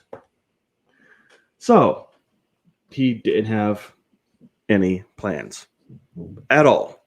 Correct. And that was evident, as we all saw throughout the damn sequel, especially the end. That was completely evident. So he just went into it. Was like, well, we're just gonna make it work and throw some shit up and see what sticks. Even during filming, they changed up things like, okay, let's make this that. Let's turn this into what we got. Yeah.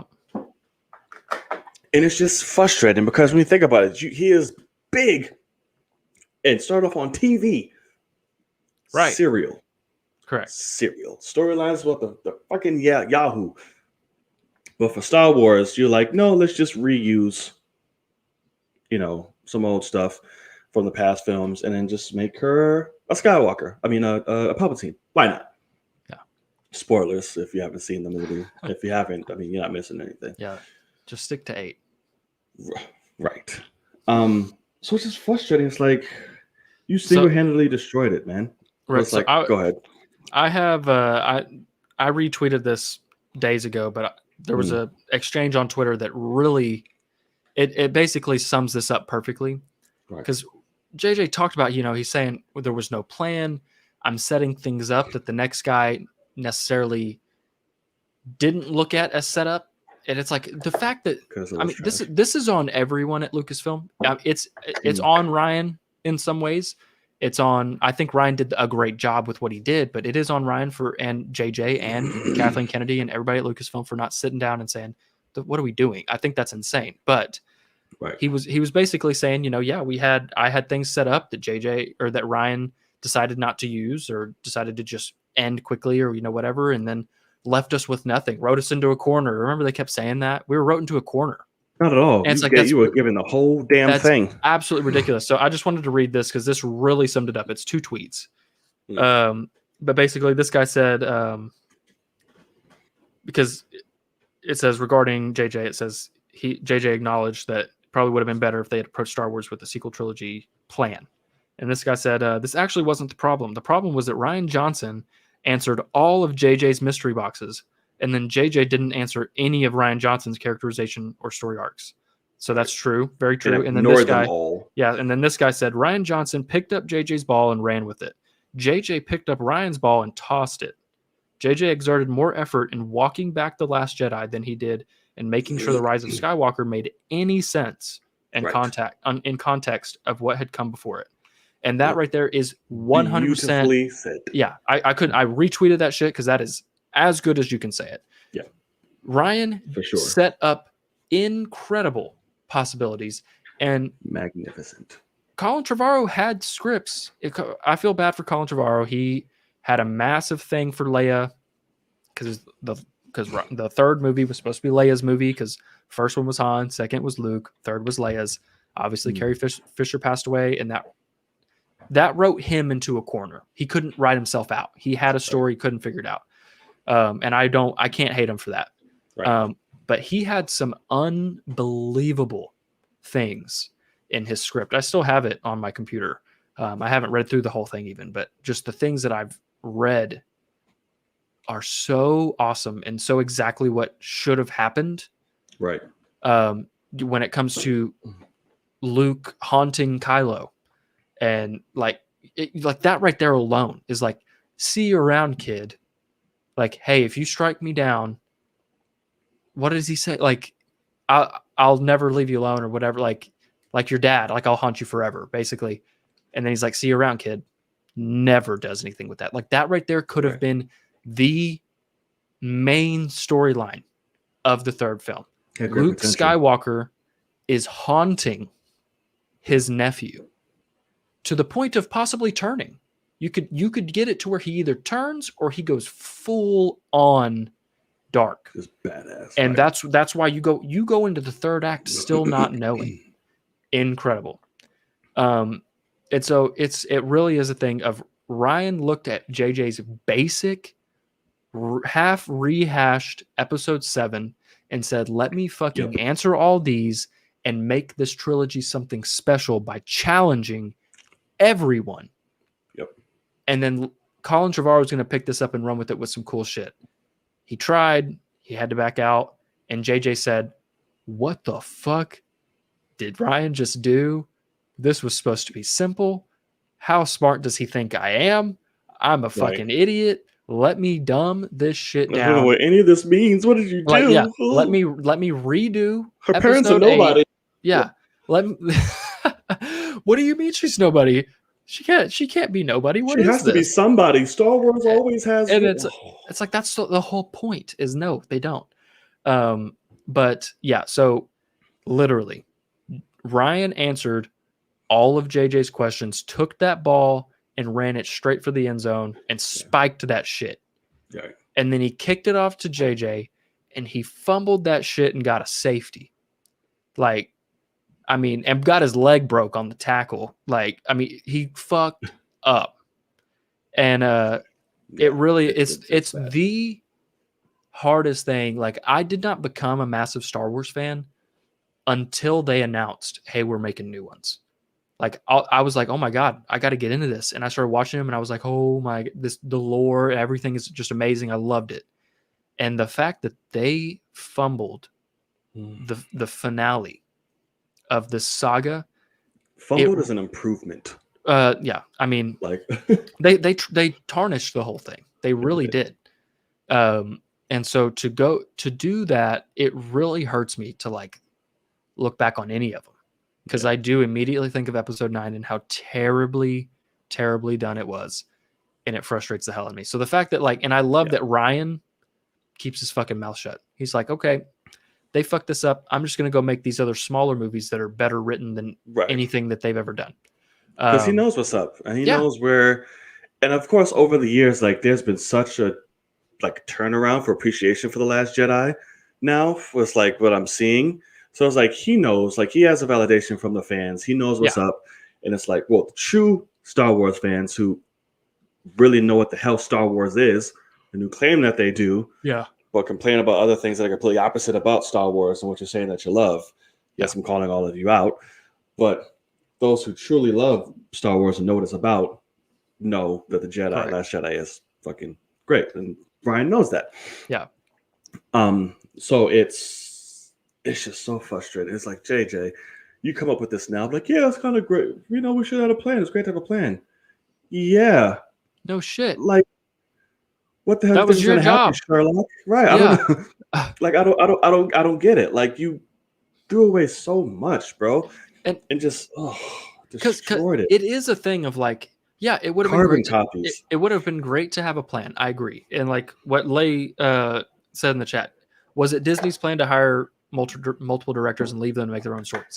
Yes, Disney, Lucasfilm, same thing.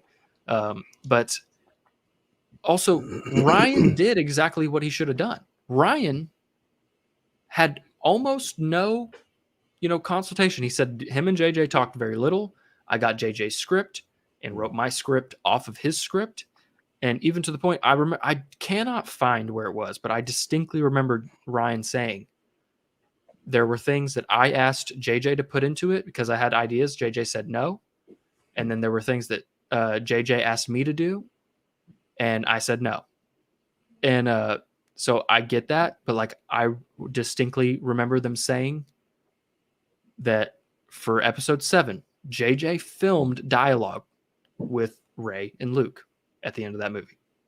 It was not meant to be a giant cliffhanger with a terrible helicopter spinning around shot with loud music blaring and Luke looking like he is trying to smell his own fart in this wind of him just... That's like what he's doing. He's just like standing there like, oh, does she smell it? Like, and it's the most terrible thing. And Ryan had to rewrite the beginning of his movie and like figure out a way. How do I do the first Star Wars movie ever to have no time gap? Like, and so he had to figure out a way to write it to where and make it different. That could happen. And he fucking nailed it. Yeah. And he answered questions and set up even more amazing things.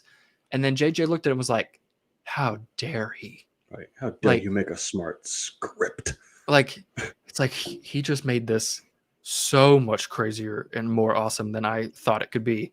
And he's like, I have no idea what to do next. And it's like that, like, and I look at it and I say, JJ, and I mean, this is, guess who? Chris fucking Terrio. They don't need to be writing the movies they make.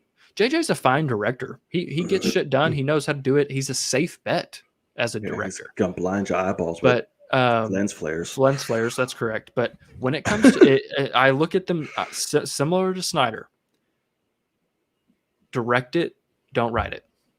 And that is a safe option. I would hire Zach to direct damn near anything I wanted to be made. Right. I really do. Like, but do not pen my shit. Yeah, that's correct. I mean, just as an example, like I think about the thing that you wrote and I got to read at one point.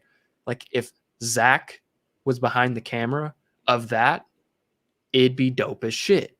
Because like he knows how to do visuals and stuff like that. And JJ knows how to put a story together on I mean, he knows how to do story better than Zach, but like they don't need to write. Right. They can direct. And then you have somebody like Ryan who's like, hey, I'm good at all this, and I'm going to absolutely change Star Wars forever. And then these people just don't know how to go off of it, and that breaks my heart because it's the most challenging Star Wars movie ever. It's the best looking ever. Should have let him finish the shit. It's I know if I bet you they couldn't pay him enough to do it. You know, they probably asked him, and he was like, "Are you kidding me?" You know, like that's all right. They got Taika now, so so that'll be interesting. Good. But I don't know about Patty Jenkins. I don't really. It's not an episode film. So right. I feel good. She can do the little side off Rogue Squadron, and plus it's more personal ties for her, like her dad. So it's sure that's cool. But I wouldn't want her doing an episode thing. No, that third act would have me worried like crazy. Correct. So this story frustrates me because JJ pisses me off a lot. But yeah. You know, what can you do? This just made it worse. Like you went in and knowing you didn't have one, which we can tell you didn't. We for sure we can tell. But now you just heard up like, it's good to have a plan. We didn't have any. Yeah, stupid. So you just said no. Let Ryan do it. I don't want to touch this because he saw what Ryan did and saw the script and was like, oh my god, did you know what to do with this? Thank you so much. I had to use the bathroom so bad today. Thank you. And just wiped his ass after he took a shit and was like, yeah, there you go. Thank you, Ryan. You just helped. Thank you so much. And that's what he did. And then just made his own from that shit. He's like, let me just fucking recycle this shit, put on a paper, and write the Rise of Skywalker. And that's what he did. He wrote Rise of Skywalker on shit paper because the movie was shit. So he shouldn't touch anything else. Writing, like you said, just do directing. And leave Star Wars in the hands of Ryan and Taika. Let them do their own things now. Because I know Taika's going to knock that bitch out the park. So I'm very excited for that. Yes, you're the only person in life who doesn't know, sir. Taika hater. I love JoJo, but Ragnarok. Another piece of brilliance. Glad you brought it up. Yeah. So all right, guys. So we have, I think that's gonna do it for our main topics. We're gonna get you guys in here now. I'll ask a few questions. So here we go. Those of you who are just now coming in, the link is in the live chat. I'll pop it in there again just in case you missed it. There you go. Now, the rules are very simple. You'll click that link. We'll bring you into the waiting room. When is your turn? We will bring you on. You'll ask your question. You'll give your thoughts on said question. We will plug you, whatever stuff you got going on in life. And then we will kindly remove you with love. We will boot you out so we can get to everyone else who is in the waiting room. So do not try to get cute and extend upon your thoughts upon your question, because I will have to cut you off and be like, sir, ma'am, we've gone far enough. We must be fair to everyone in the waiting room. So if you guys got that, you got that. The link is there. Feel free to come in. You're welcome. All right. Sure. Sir Logan. Yes, sir. You have a choice. 1 or 2? 2. All right. So, with that being said, live from his green room, looking like my uncle at the family barbecue. Oh, no. It is Jay King. Yes, it is. Don't you dare call me your uncle. What up, Unc? What's going on, man? This is good, guys. By the way, last week I was there, but my stuff just cut. That's why, like, when you guys called me in, the thing just cut. Yeah. And by the way, it's blue and yellow in here. It is not green. Well, we're getting straight up green right now. At least I am. Yeah. I tried to match some kind of like Eternals colors. So, I mean, I didn't want to do all yellow Otherwise, it's gonna end up like that. So, yeah. Well, it works. Good job. Yeah, have some vibrance. Right. Nothing wrong with it. Anyways. Anyways, I've had a few things going on. By the way, again, I seriously wish I was in the chat last time because I did see Army of the Dead. Mixed on it. I liked how it looked visually. Some of the stories a little stupid, but what are you gonna do? It's Snyder. I will say though, that was one of his better films in like the last couple of years, though. Like most definitely. But going on to this week's topics, of course, we got the whole Aaron Taylor Johnson Kraven thing, which, I thought when that was revealed, I thought a lot of people were going to be blowing it up like Marvel, like y'all can let him be Kraven the Hunter, but you can't bring him back for anything else. Like y'all killed him off so quickly. But I think it's actually perfect casting, if I'm being honest. I think it's actually perfect casting. Until then, I didn't think about it. But seeing him, I'm like, he could play Kraven. He does look like a young Sergei Kravinoff. Yeah. I think the casting's fine. It's just he's already been in the MCU. You can't. That's like making Robert Downey Jr. Fucking Rhino. It's like, what are you doing? Sorry. Imagine that. But yeah, I see where this was like. A lot of people are going to be like, yeah, we'll watch the Kraven movie, but we can't get out of our heads that this dude was Quicksilver till they killed him off. And we thought he was going to be back in WandaVision, but instead it was the one from the X-Men movie. Yet it wasn't the one for, that's WandaVision. We're not even going to talk about that. Marvel really hates Quicksilver. I'm sure they'll find something for him in like 10 years. Anyways, so yeah, main question I'm going to bring is about the Eternals. Of course, as we know, like last week or like 2 weeks ago, however long ago it was, we got the official trailer, even though we did kind of get some kind of tease back with that whole Marvel, celebrate the movies. But we finally got the official trailer. I'm going to be honest, I didn't know that much about them. I knew the basics of the Eternals. I knew who they were. I know what they were about. I know they were like the first humans created from the Celestials. I know that they're part of the race of humans, deviants, and Inhumans, and the fact that Thanos isn't deviant, and that obviously maybe the reason why they're finally showing up. They're like, oh fuck, if we were there, we probably could have prevented this from happening. So I don't know. But my question that I have for you guys is, after everything that goes on with this Eternals movie, how do you guys think they should be handled? Because, I mean, they do have interactions with the other Marvel heroes, of course, because, big universe, but it's like, they're more along the lines, kind of in a way of how the Inhumans are, which is like they have their own thing, but they will occasionally help out the other Marvel heroes every now and then. Sure. How do you feel like the other heroes are going to react once they find out about these guys that could have stopped, people being gone for like 5 years? That's a very good question. It is. But another important one. I don't know what kind of web shooter that Kenny is talking about, or what's going on over there, but apparently, okay. Yeah, it's that. I was like, I don't know what's going on. Right. The Infinity Gauntlet and a web shooter. There is no fucking with J. King. Right. At all. But perfect and amazing question for always and per usual. Where can the people find you before we dive in deep? And what do you think about it before we get your thoughts? So what do you think? Yeah, I was about to say, wait a minute. Like, aren't I supposed to get? Yes. All right, so see, you're supposed to say it. Don't just let it happen. Keep me on my toes. Mm-hmm.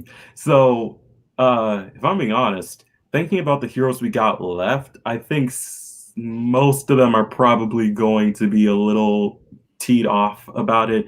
People like Sam Wilson, people like Thor, Odin's son. I mean, people like, many of the heroes that had to deal with it, especially those that were gone for those 5 years, are probably going to be peeved off at it at the beginning. Like, y'all telling me y'all were basically off on a beach eating shawarma, drinking a martini while we were all getting our ass whooped by this dude, and why like a bunch of us were gone. You're telling us you could have came in and potentially done something, turned the tide, maybe hell, y'all could even fucking showed up when Quill was trying to take the gauntlet off Thanos and stopped his ass or something like that. But no, y'all wanted to lay back. I don't know, getting your rocks off or whatever. I don't know what the fuck they were doing, but Yeah, I'm pretty sure like many of them are going to be peeved. Maybe the newer ones coming in won't be as peeved since again they're like newer characters like Miss Marvel, Shang-Chi, all the newer ones. But I'm pretty sure a good majority of the ones that did vanish are going to be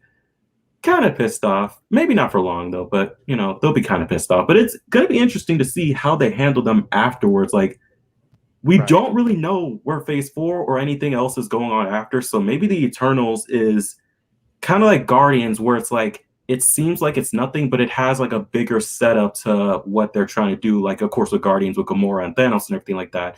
Maybe this might lead to something else. Hell, maybe the Celestials or the Deviants are the next big bads. Who knows? Sure. Touche. Well, alrighty, good sir. Good thoughts on that. I might share kind of similar views.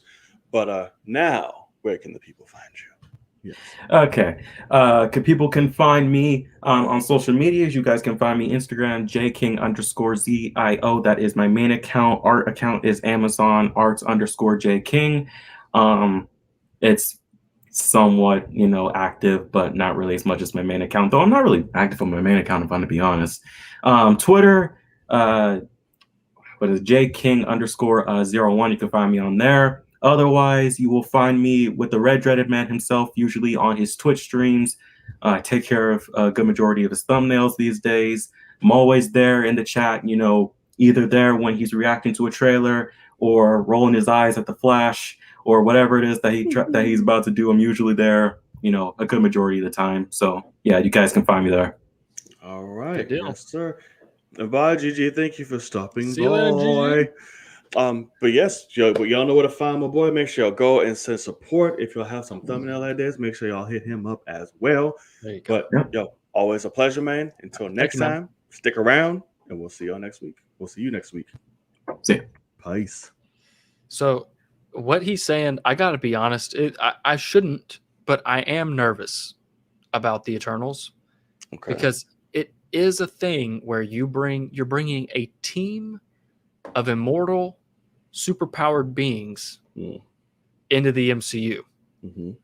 They're right, but like that makes Spider-Man or fucking Hawkeye not really a big deal to me anymore. Like there should be no problem that Hawkeye needs to show up because Icarus should fly over, take it out, and be done before Hawkeye can catch a cab. I mean, like it's tough. So like, I am nervous about where they're going, unless they do just become the next intergalactic type thing, like Guardians type of thing, where they go off and have their own stories. And like, I like in the trailer how I think Icarus does become the leader of the Avengers in the comics at some point in time, and that's why they. Hey, maybe I could lead them. And they're like, you're... Who's Icarus? Masson, right? Masson, whatever the name is. Robert. Stark. Yeah, Robert Madsen or whatever his name is. Madden. Richard Madden. Richard Madden, yeah. But yeah, so like, I don't know. I'm nervous about what they're going to do with that because you're bringing a giant team of, Icarus is literally Superman, basically. And you're bringing that into the MCU. How do you have something that makes sense for characters like Hawkeye, like a not super soldier Cap, type of thing in an Avengers scenario? Those give them different threats to deal with. Yeah, I mean, you can't have them be a part of the Avengers. Right. Like, we'll save you for the big things. But to answer the question, like, I think they'll be pissed. They'll be like, they'll spend a lot of time explaining themselves and like having to explain themselves. But like where were you? Like, we could have used you. Like, we lost some people. Whatever it may be. These people would be dead if it wasn't for you. Like all type. I'm sure they'll get all of that. Right. But all right. So 1, 3, and 4, sir. Oh. 3. And coming in at number 3 is Jedi Mike. Hey. Hey, you see that HD? See the HD camera? Yeah, looks good. Yes. Yeah. And you're gonna have some exciting news to tell us about the end of this, I imagine. Yeah, I do. But don't expose. But Yeah, good to see y'all guys and everything. Yes, sir. Yeah, I just want to go on to news. One, I don't know you guys mentioned this, but yeah, Thor: Love and Thunder just wrapped production just now, and stuff like that. But yeah, and so that means like Black Panther's just around the corner. Knowing that Koye is going to be in a series now. I know the question that we talked about previously, whether if Shuri's gonna be Black Panther or Okoye, if like or Shuri just might be Queen and Okoye might be actually Black Panther while Ao take over as a general. But now that she's gonna be in the series, it'll be like a Falcon and Winter Soldier situation.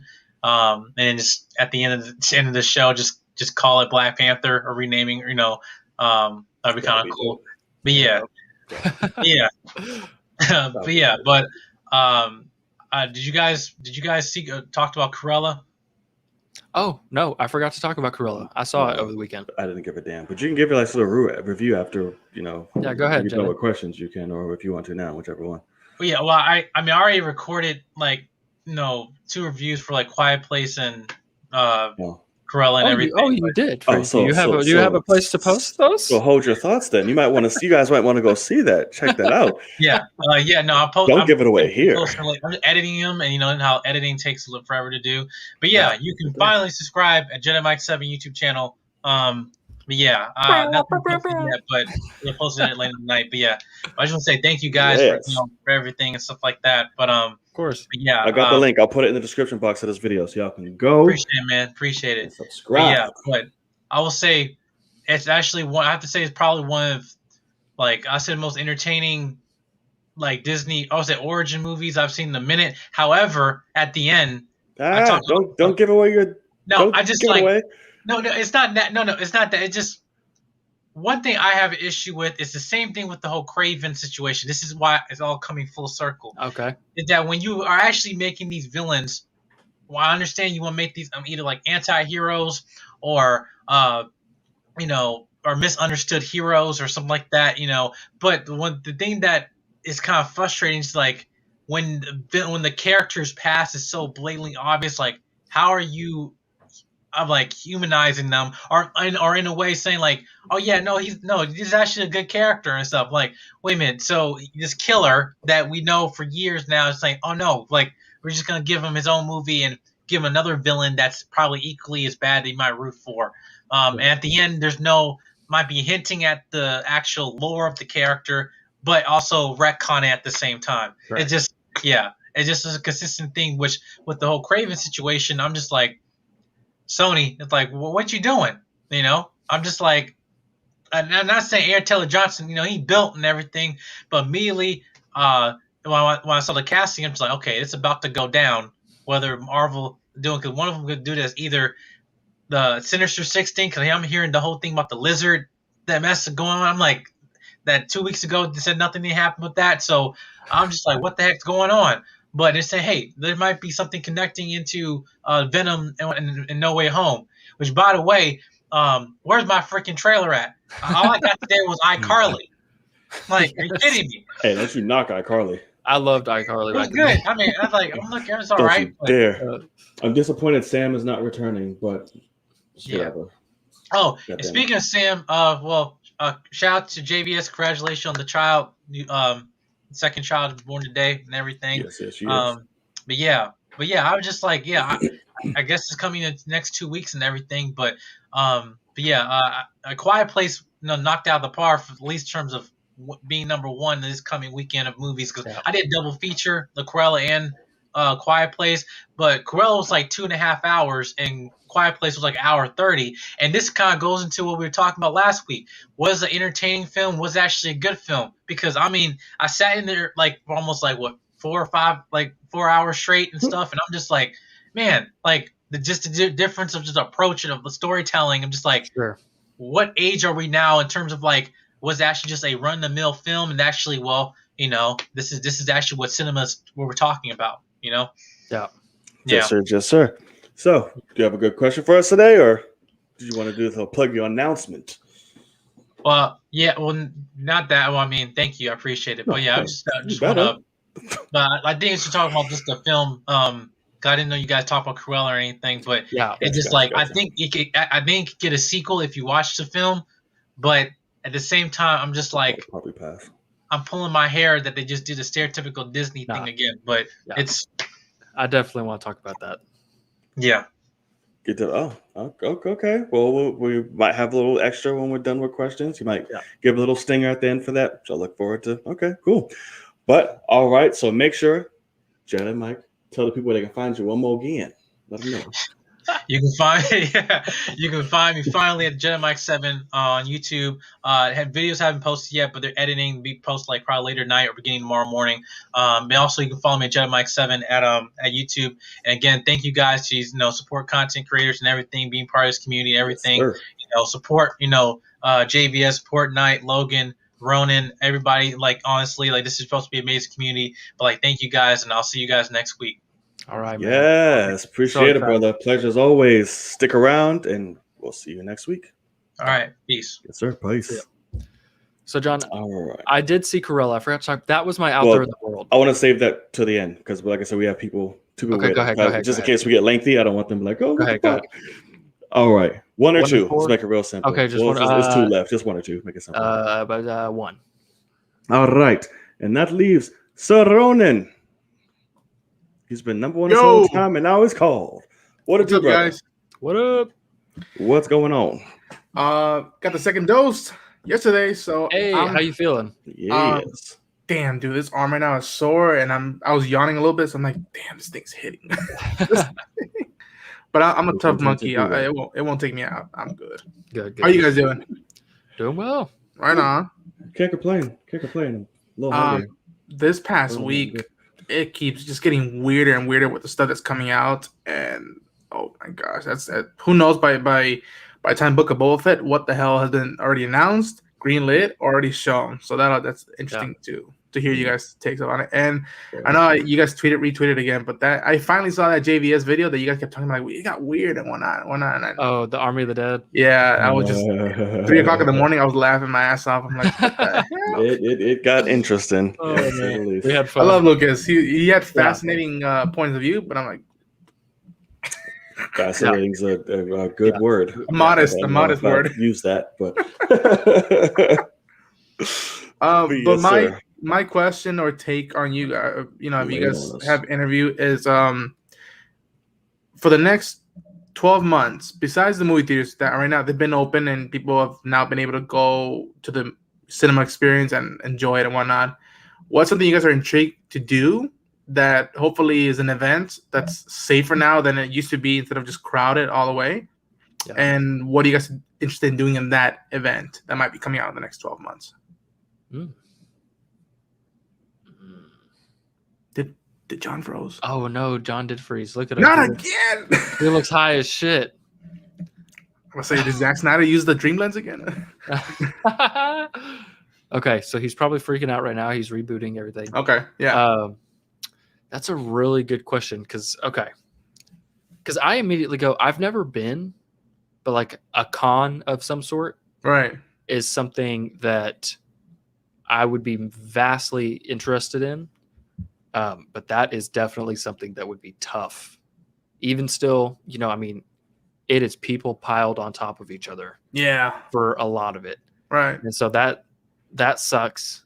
But I do think that it's possible to happen relatively soon. I think that they could do it to where it might be a thing that they sell half the amount of tickets that they normally do.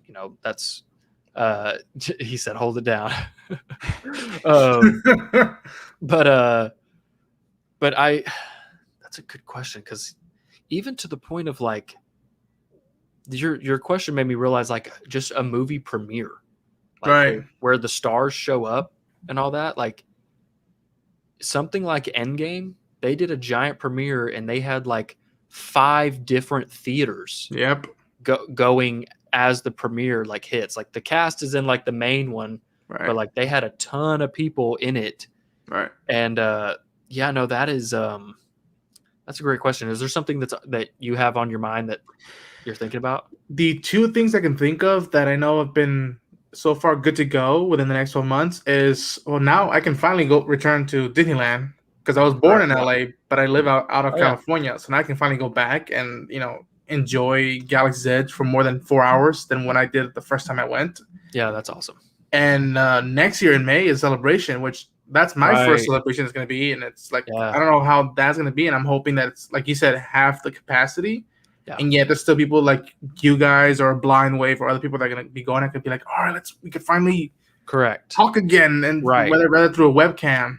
Yeah. Those are the two main things that I see happening. And I am excited to go, even though I've been, fully vaccinated. I'm still, the thing in the back of my head is like, are we taking consideration into just the volume of it? Because even as many times I've been to San Diego Comic-Con, I still at points be like, but can we like make it less crowded? Because I still enjoy it. I still camp out and do all that crazy stuff, but it's more enjoyable if we're not elbowing each other either intentionally or unintentionally. I mean, I definitely think, because obviously I've never been to San Diego Comic-Con, but I've heard that for years they've been saying you got to move it out of where it's been. Like it's too small of a venue, and they've been saying that forever. And I get that for sure. And so, I mean, it does become a thing of you need to find bigger venues or invite less people. All right. And that sucks. Either way, it can suck. Yeah. Because either the people that are going and they're having booths and trying to sell things, they're probably getting charged more to have a booth because the bigger building is more to rent for that time and whatever. But then also you say I have here in back. But then you have if you do less people get to show up, so that's tough for sure. Yeah, there he is. Welcome back, good sir. Ronan, what the hell you be doing to my controller? To my computer. Every time I come back, my shit freezes. What are you doing? Halo. I'm Halo, man. But no, yeah, it does make me think about how like something like Hall H at San Diego Comic-Con. That's an experience, dude. Right, and that's a tough thing to do. Yeah. In the next year. I mean, because you got people that are camping out right next to each other that are all over the world. They're bringing whatever they have to a straight up one line, trying to get into either the DC panel or the Marvel panel. I mean, it's like that's a tough scenario. And I mean, it's something that I almost went, I guess it was 2019 or maybe it was 2020. Like I could have gone, and then obviously everything got canceled and whatever. Yeah. And I don't know if I have the money to do it, but they were saying, like the website that I write for was like, oh yeah, if we all want to get into Hall H, like we have passes. And I was like, what? I'm sorry? Like that's really difficult. And they're like, yeah, we have press passes. We can get into Hall H. And I was like, I've been trying, man. I was like, I got to figure out a way to do this. Cause like, can you imagine like being front row in Hall H? I'm dropping all that shit. I'm going. For like some crazy announcements. It'd be so fucking crazy. But you never been, Logan, huh? No, I've never been to a con, period. I would get baptized, man. I gotta baptize you. Pretty amazed balls. It's a thing of like something like Star Wars Celebration or even like a D23 would be really awesome to do, since I don't know if Marvel's ever going back to San Diego Comic-Con, but a D23 thing where because I think Marvel could have its own con here pretty soon. So I don't know. It's interesting, but I'm dying to go. That's obviously something that down the line I want to be able to do. But living in Texas, there's nothing in Texas, so it will be a giant. It'll be a flight somewhere to get there. So it's already tough, but it's down the line. The only thing you guys have in Texas that I've heard about is RTX, which is more video game stuff, and MondoCon, which is the very film buff stuff that I'm trying to go to. But I feel What about you, John? Right. Well, same answer, same thing. Same? Yeah, because like I miss it, so I was like it'll be the same thing. But Well, I appreciate y'all holding it down for me while Ronan hacked my computer. Were you scrambling? Huh? Were you scrambling? First of all, did you know that you froze, or did you know? Nope, not until you said it. That's so weird. I was like, what? Because I'm sitting here moving like regular. I'm like, oh, it's fine. He's like, oh, we froze again. I'm like, I did? Yeah. So I'm like, oh, shit. All right. But all right, Sir Ronan, where can the people find you besides hacking computers? That's not true, and I plead the fifth for that. People can find me on YouTube, on Twitter, and Instagram. I'm doing the Bad Batch series so far. Nice. Loki is coming out pretty soon. Hell yes. Hopefully, if I don't feel moody or whatnot in the next few days, I can maybe do a double feature at the theater with Army of the Dead and A Quiet Place Part 2. Maybe that might come out. And yeah, next 6-7 months are going to be very interesting in terms of content throughout the YouTube. Yeah, okay. For sure. Bet. Yes, sir. So y'all know where to find him. We're going to show him some love. Let us know. Tell him we sent you. All right, buddy. Stick around. Keep the conversation going. I'm sure you will. And we will see you, as always, next week. All right, man. Good talking to you guys. Thanks, guys. Yes, sir. Peace. Oh, my thing's acting stupid. Oh, Did it freeze again? No, you're right. You're right. Okay. We got to wrap this up soon. My computer's going insane. I can kind of see it. Yeah. Okay. So, Bring Sir in, Tyler, you ready? Yes. Bring yes, the last yes. person. Boom. Let's go. What up, Tyler? Hey guys. What's up? Oh my God. I'm sorry, Thank I'm you for being laughing. I just patient. found it funny how I, mentioned John freezing before, and then it just happens again, making the same face with the same person talking. Ridiculous. Ah. Ridiculous. What you got for him? Yeah. So we've mentioned it before, just with, Sony's Marvel stuff coming out, not really sure in the direction that they're heading, with especially Kraven and Morbius. I don't know. And then we also have, what we talked about with DC, and we don't really know the direction they're going, if any direction at all. So my question for you guys is, which do you guys favor more and why? DC or Sony's Marvel, whatever? Ooh. And what do you prefer? Surprisingly enough, I prefer DC. I've enjoyed a lot more movies that have came out of DC, whether more than Sony movies, because after the first Tobey Maguire movie, I didn't like any of the other Spider-Man after that. Not Spider-Man 2, especially not Spider-Man 3. The Amazing Spider-Man I loved with Andrew Garfield, but they canceled him. And then Venom came out, and I respectfully, completely hated that movie. I could not stand that movie. And Morbius trailer came out, and to me, that was just a mystery of its own. Yeah. Kraven, I'm okay with, especially the casting, just still kind of, weird with the whole Pietro. But DC, at least, even though they're not restoring the Snyderverse, they still kind of make good movies still, in a sense that, so that's why I just kind of favor that more.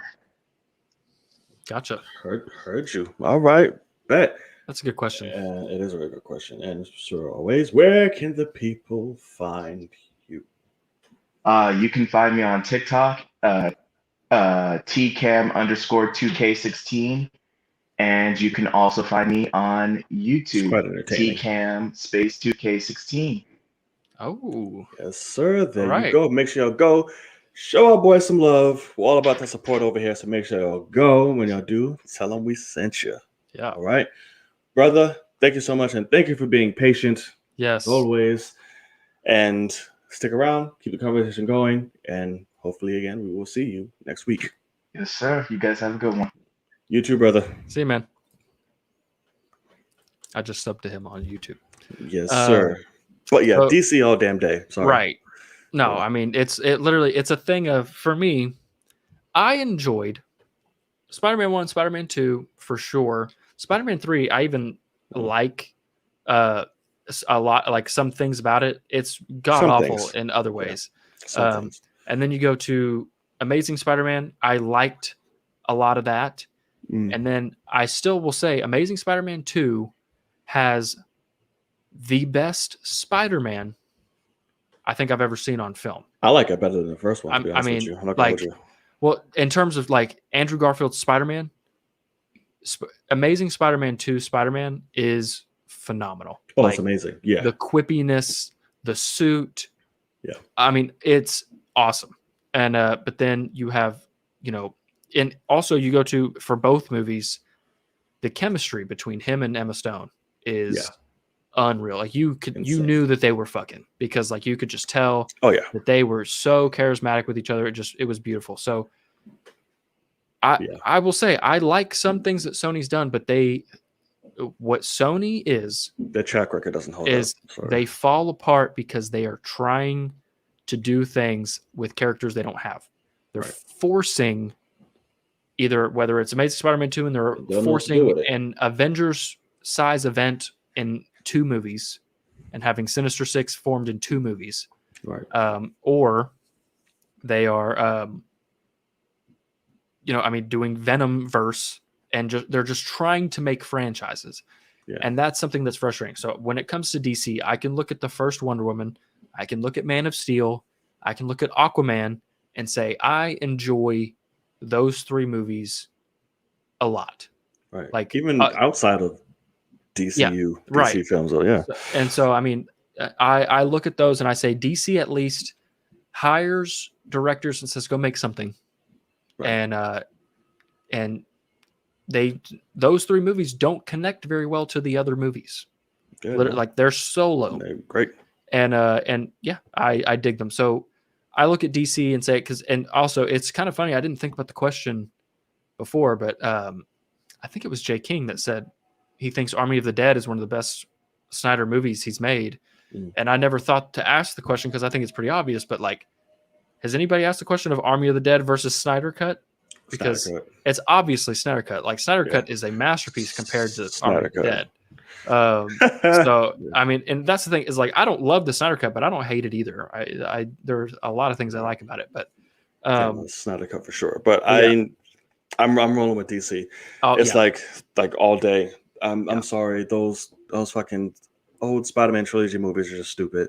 Like I'm sorry. Like the first one was cool, but it's so boring. I'm like, okay, fine. Till something happens, I'm in it. Spider-Man 2 is even more fucking boring until Doc Ock's on the screen. I'm like, all right, cool, we're here. Spider-Man 3 is cool. It's a horrible movie, but I enjoyed more things about that than I did in the other ones. Sure. Like Sandman for me was fucking great. Sandman's Spider-Man awesome. 3. Yeah. You can tell he was supposed to be the only villain of the movie, and then Sony forced Venom. Yeah, they did. And that's what happens. Yeah, they did. So I'm just like, all right, whatever. And it's like I think Venom's the only bad guy in the movies that Spider-Man actually killed or like took down himself, which is crazy in 3 movies. Everyone else has killed him or did whatever. It would be an interesting question to ask those 2, but then add on like Fox's Marvel movies. Then you forgot to add is trash at the end of it. I love Spider-Man. Spider-Man 2 is the best of the 3. I don't know what anyone's saying, but it's such a bore fest. I'm like, I don't know what you're talking about. It's got one of the best villains of all time. Oh, I'm not talking. No, I fucking love Doc Ock. I'll say it's great when he's on screen. It's great. Yeah. Then the movie is up. But, like, can we wrap this up? Like, what the fuck? But asking like, what about Fox's Marvel movies as well? That's when like picking between Fox's Marvel movies and DC and what they've done recently actually kind of gets iffy because I look at X-Men First Class, Days of Future Past, Logan, Deadpool, and I'm like, okay, they made some good ones. They dropped the fucking ball on some other ones. If it's between Fox and Sony, I'm picking Fox all damn day. Correct, but I'm asking Fox and DC. Well, that's right. Is non-DCU included? Nope. So it's DCU. Yeah. Because that's like Dark Knight beats every fucking thing. Yeah, so like I don't. I mean, but Logan alone, right? Logan alone. So it's crazy to think, but like Logan is like fucking damn near masterpiece. Like DCU doesn't have that masterpiece. So like Logan alone takes it like all of them out. So I look at that. It's an interesting thing. It makes me happy that like.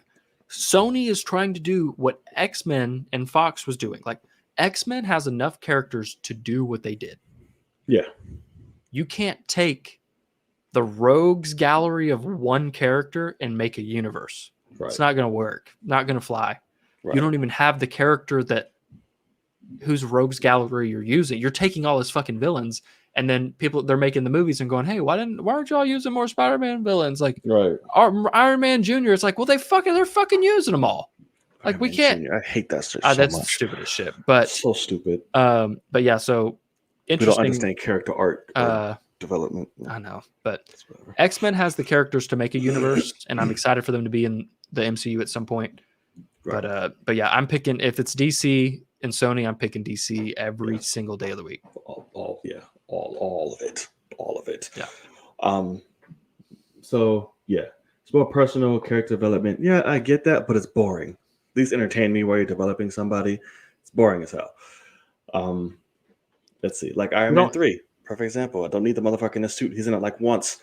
Right, cool, but like I like the character-driven stuff, like he loses his powers and all that. No, like you know what pisses me off, and this is what makes me mad about the Spider-Man trilogy. What you got? Because it's honestly barely about Spider-Man, and when it is, it's still about fucking MJ. Like I'm like, shut up, leave her alone. Like I'm getting tired of everything. Is MJ, cry. I'm like, for 3 movies. I'm like, Jesus Christ, like can we something. Even when he lost his powers, it's about him. No, it's really about MJ. I want to have my life. I want to do this because she's trying to fuck my best friend. Like, stop. Like, enough. Like, those movies just bug me. They have cool stuff about them. The villains usually the best things out of all of them, at all 3. The rest of the movies, but I'm just like, I'm fine without them. I mean, let's be honest though. Best villain in any comic book movie ever, obviously, Bonesaw McGraw. So let's get it. He's always ready. Always. So, all right. So, I think this is a good place to wrap up. But you want to give your 2 cents on Cruella. Cruella. I wanted to just tell you, I think you dig Cruella. Emma Stone puts on a fucking show. Okay. She's charismatic as hell, and it's literally Joker. If instead of like that's a big no, it's literally Joker, but instead of like the main character being a psychopath murderer, they are a psychopath possible murderer fashion designer. Right. Like it's interesting. Like so it's surprisingly much darker than I thought. There's literally murder in the movie. There's attempted murder. There's it's pretty crazy how dark it is.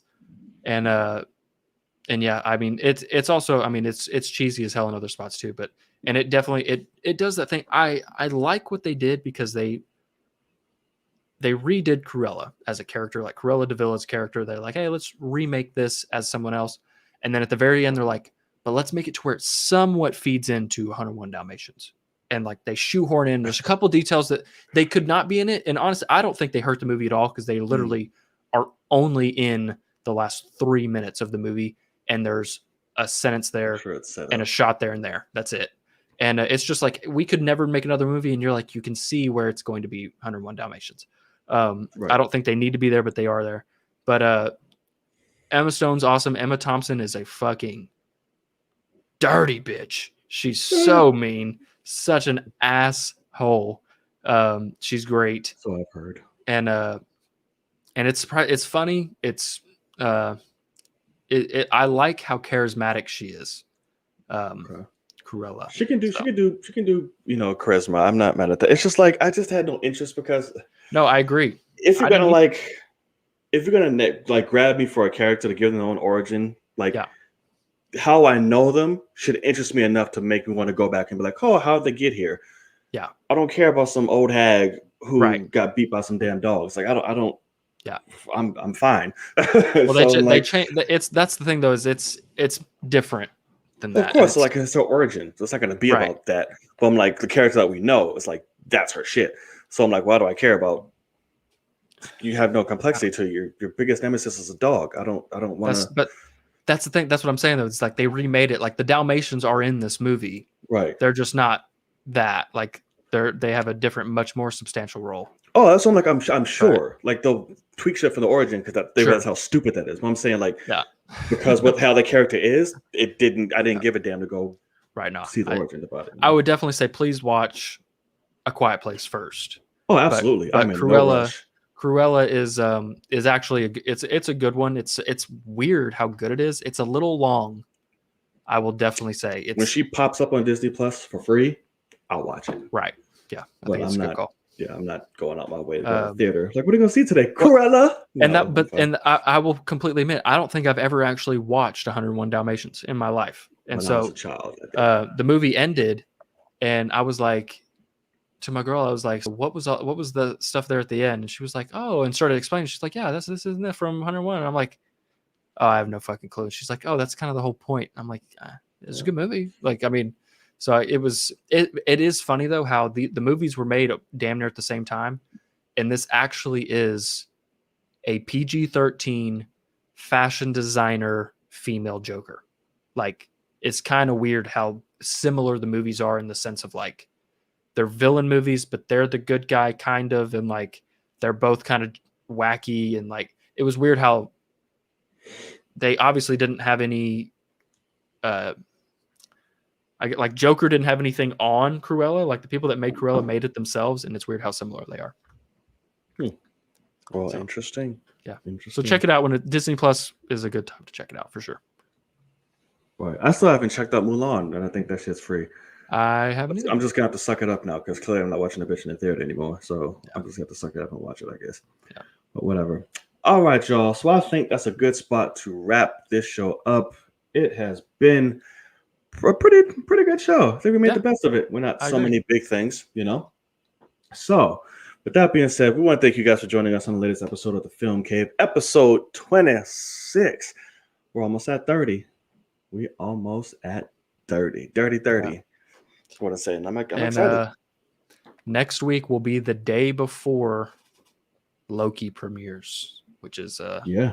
So we're about to get going, guys. It's gonna be crazy wild shit. Right. So be on the lookout for that. Yeah. Next week will be the last episode for a minute where we don't talk about some Loki episodes. So get hyped, get excited. I'm very excited. Oh, the possibilities. Man. I know. The possibilities. All right. So you already know where to find us. You can catch us here every Tuesday at 8 p.m. Eastern Standard Time, whatever the hell that means for you, wherever you at. So make sure you're there. We love y'all. We'll see y'all next week. It's been fun. Hopefully we have a good show. Hopefully we get some great news dropping. Yeah. But we will see. We shall see. Yep. But until then, it is your boy, Knight. And I am Logan Swish. And we see y'all in the cave. Peace. Later, guys. Bye.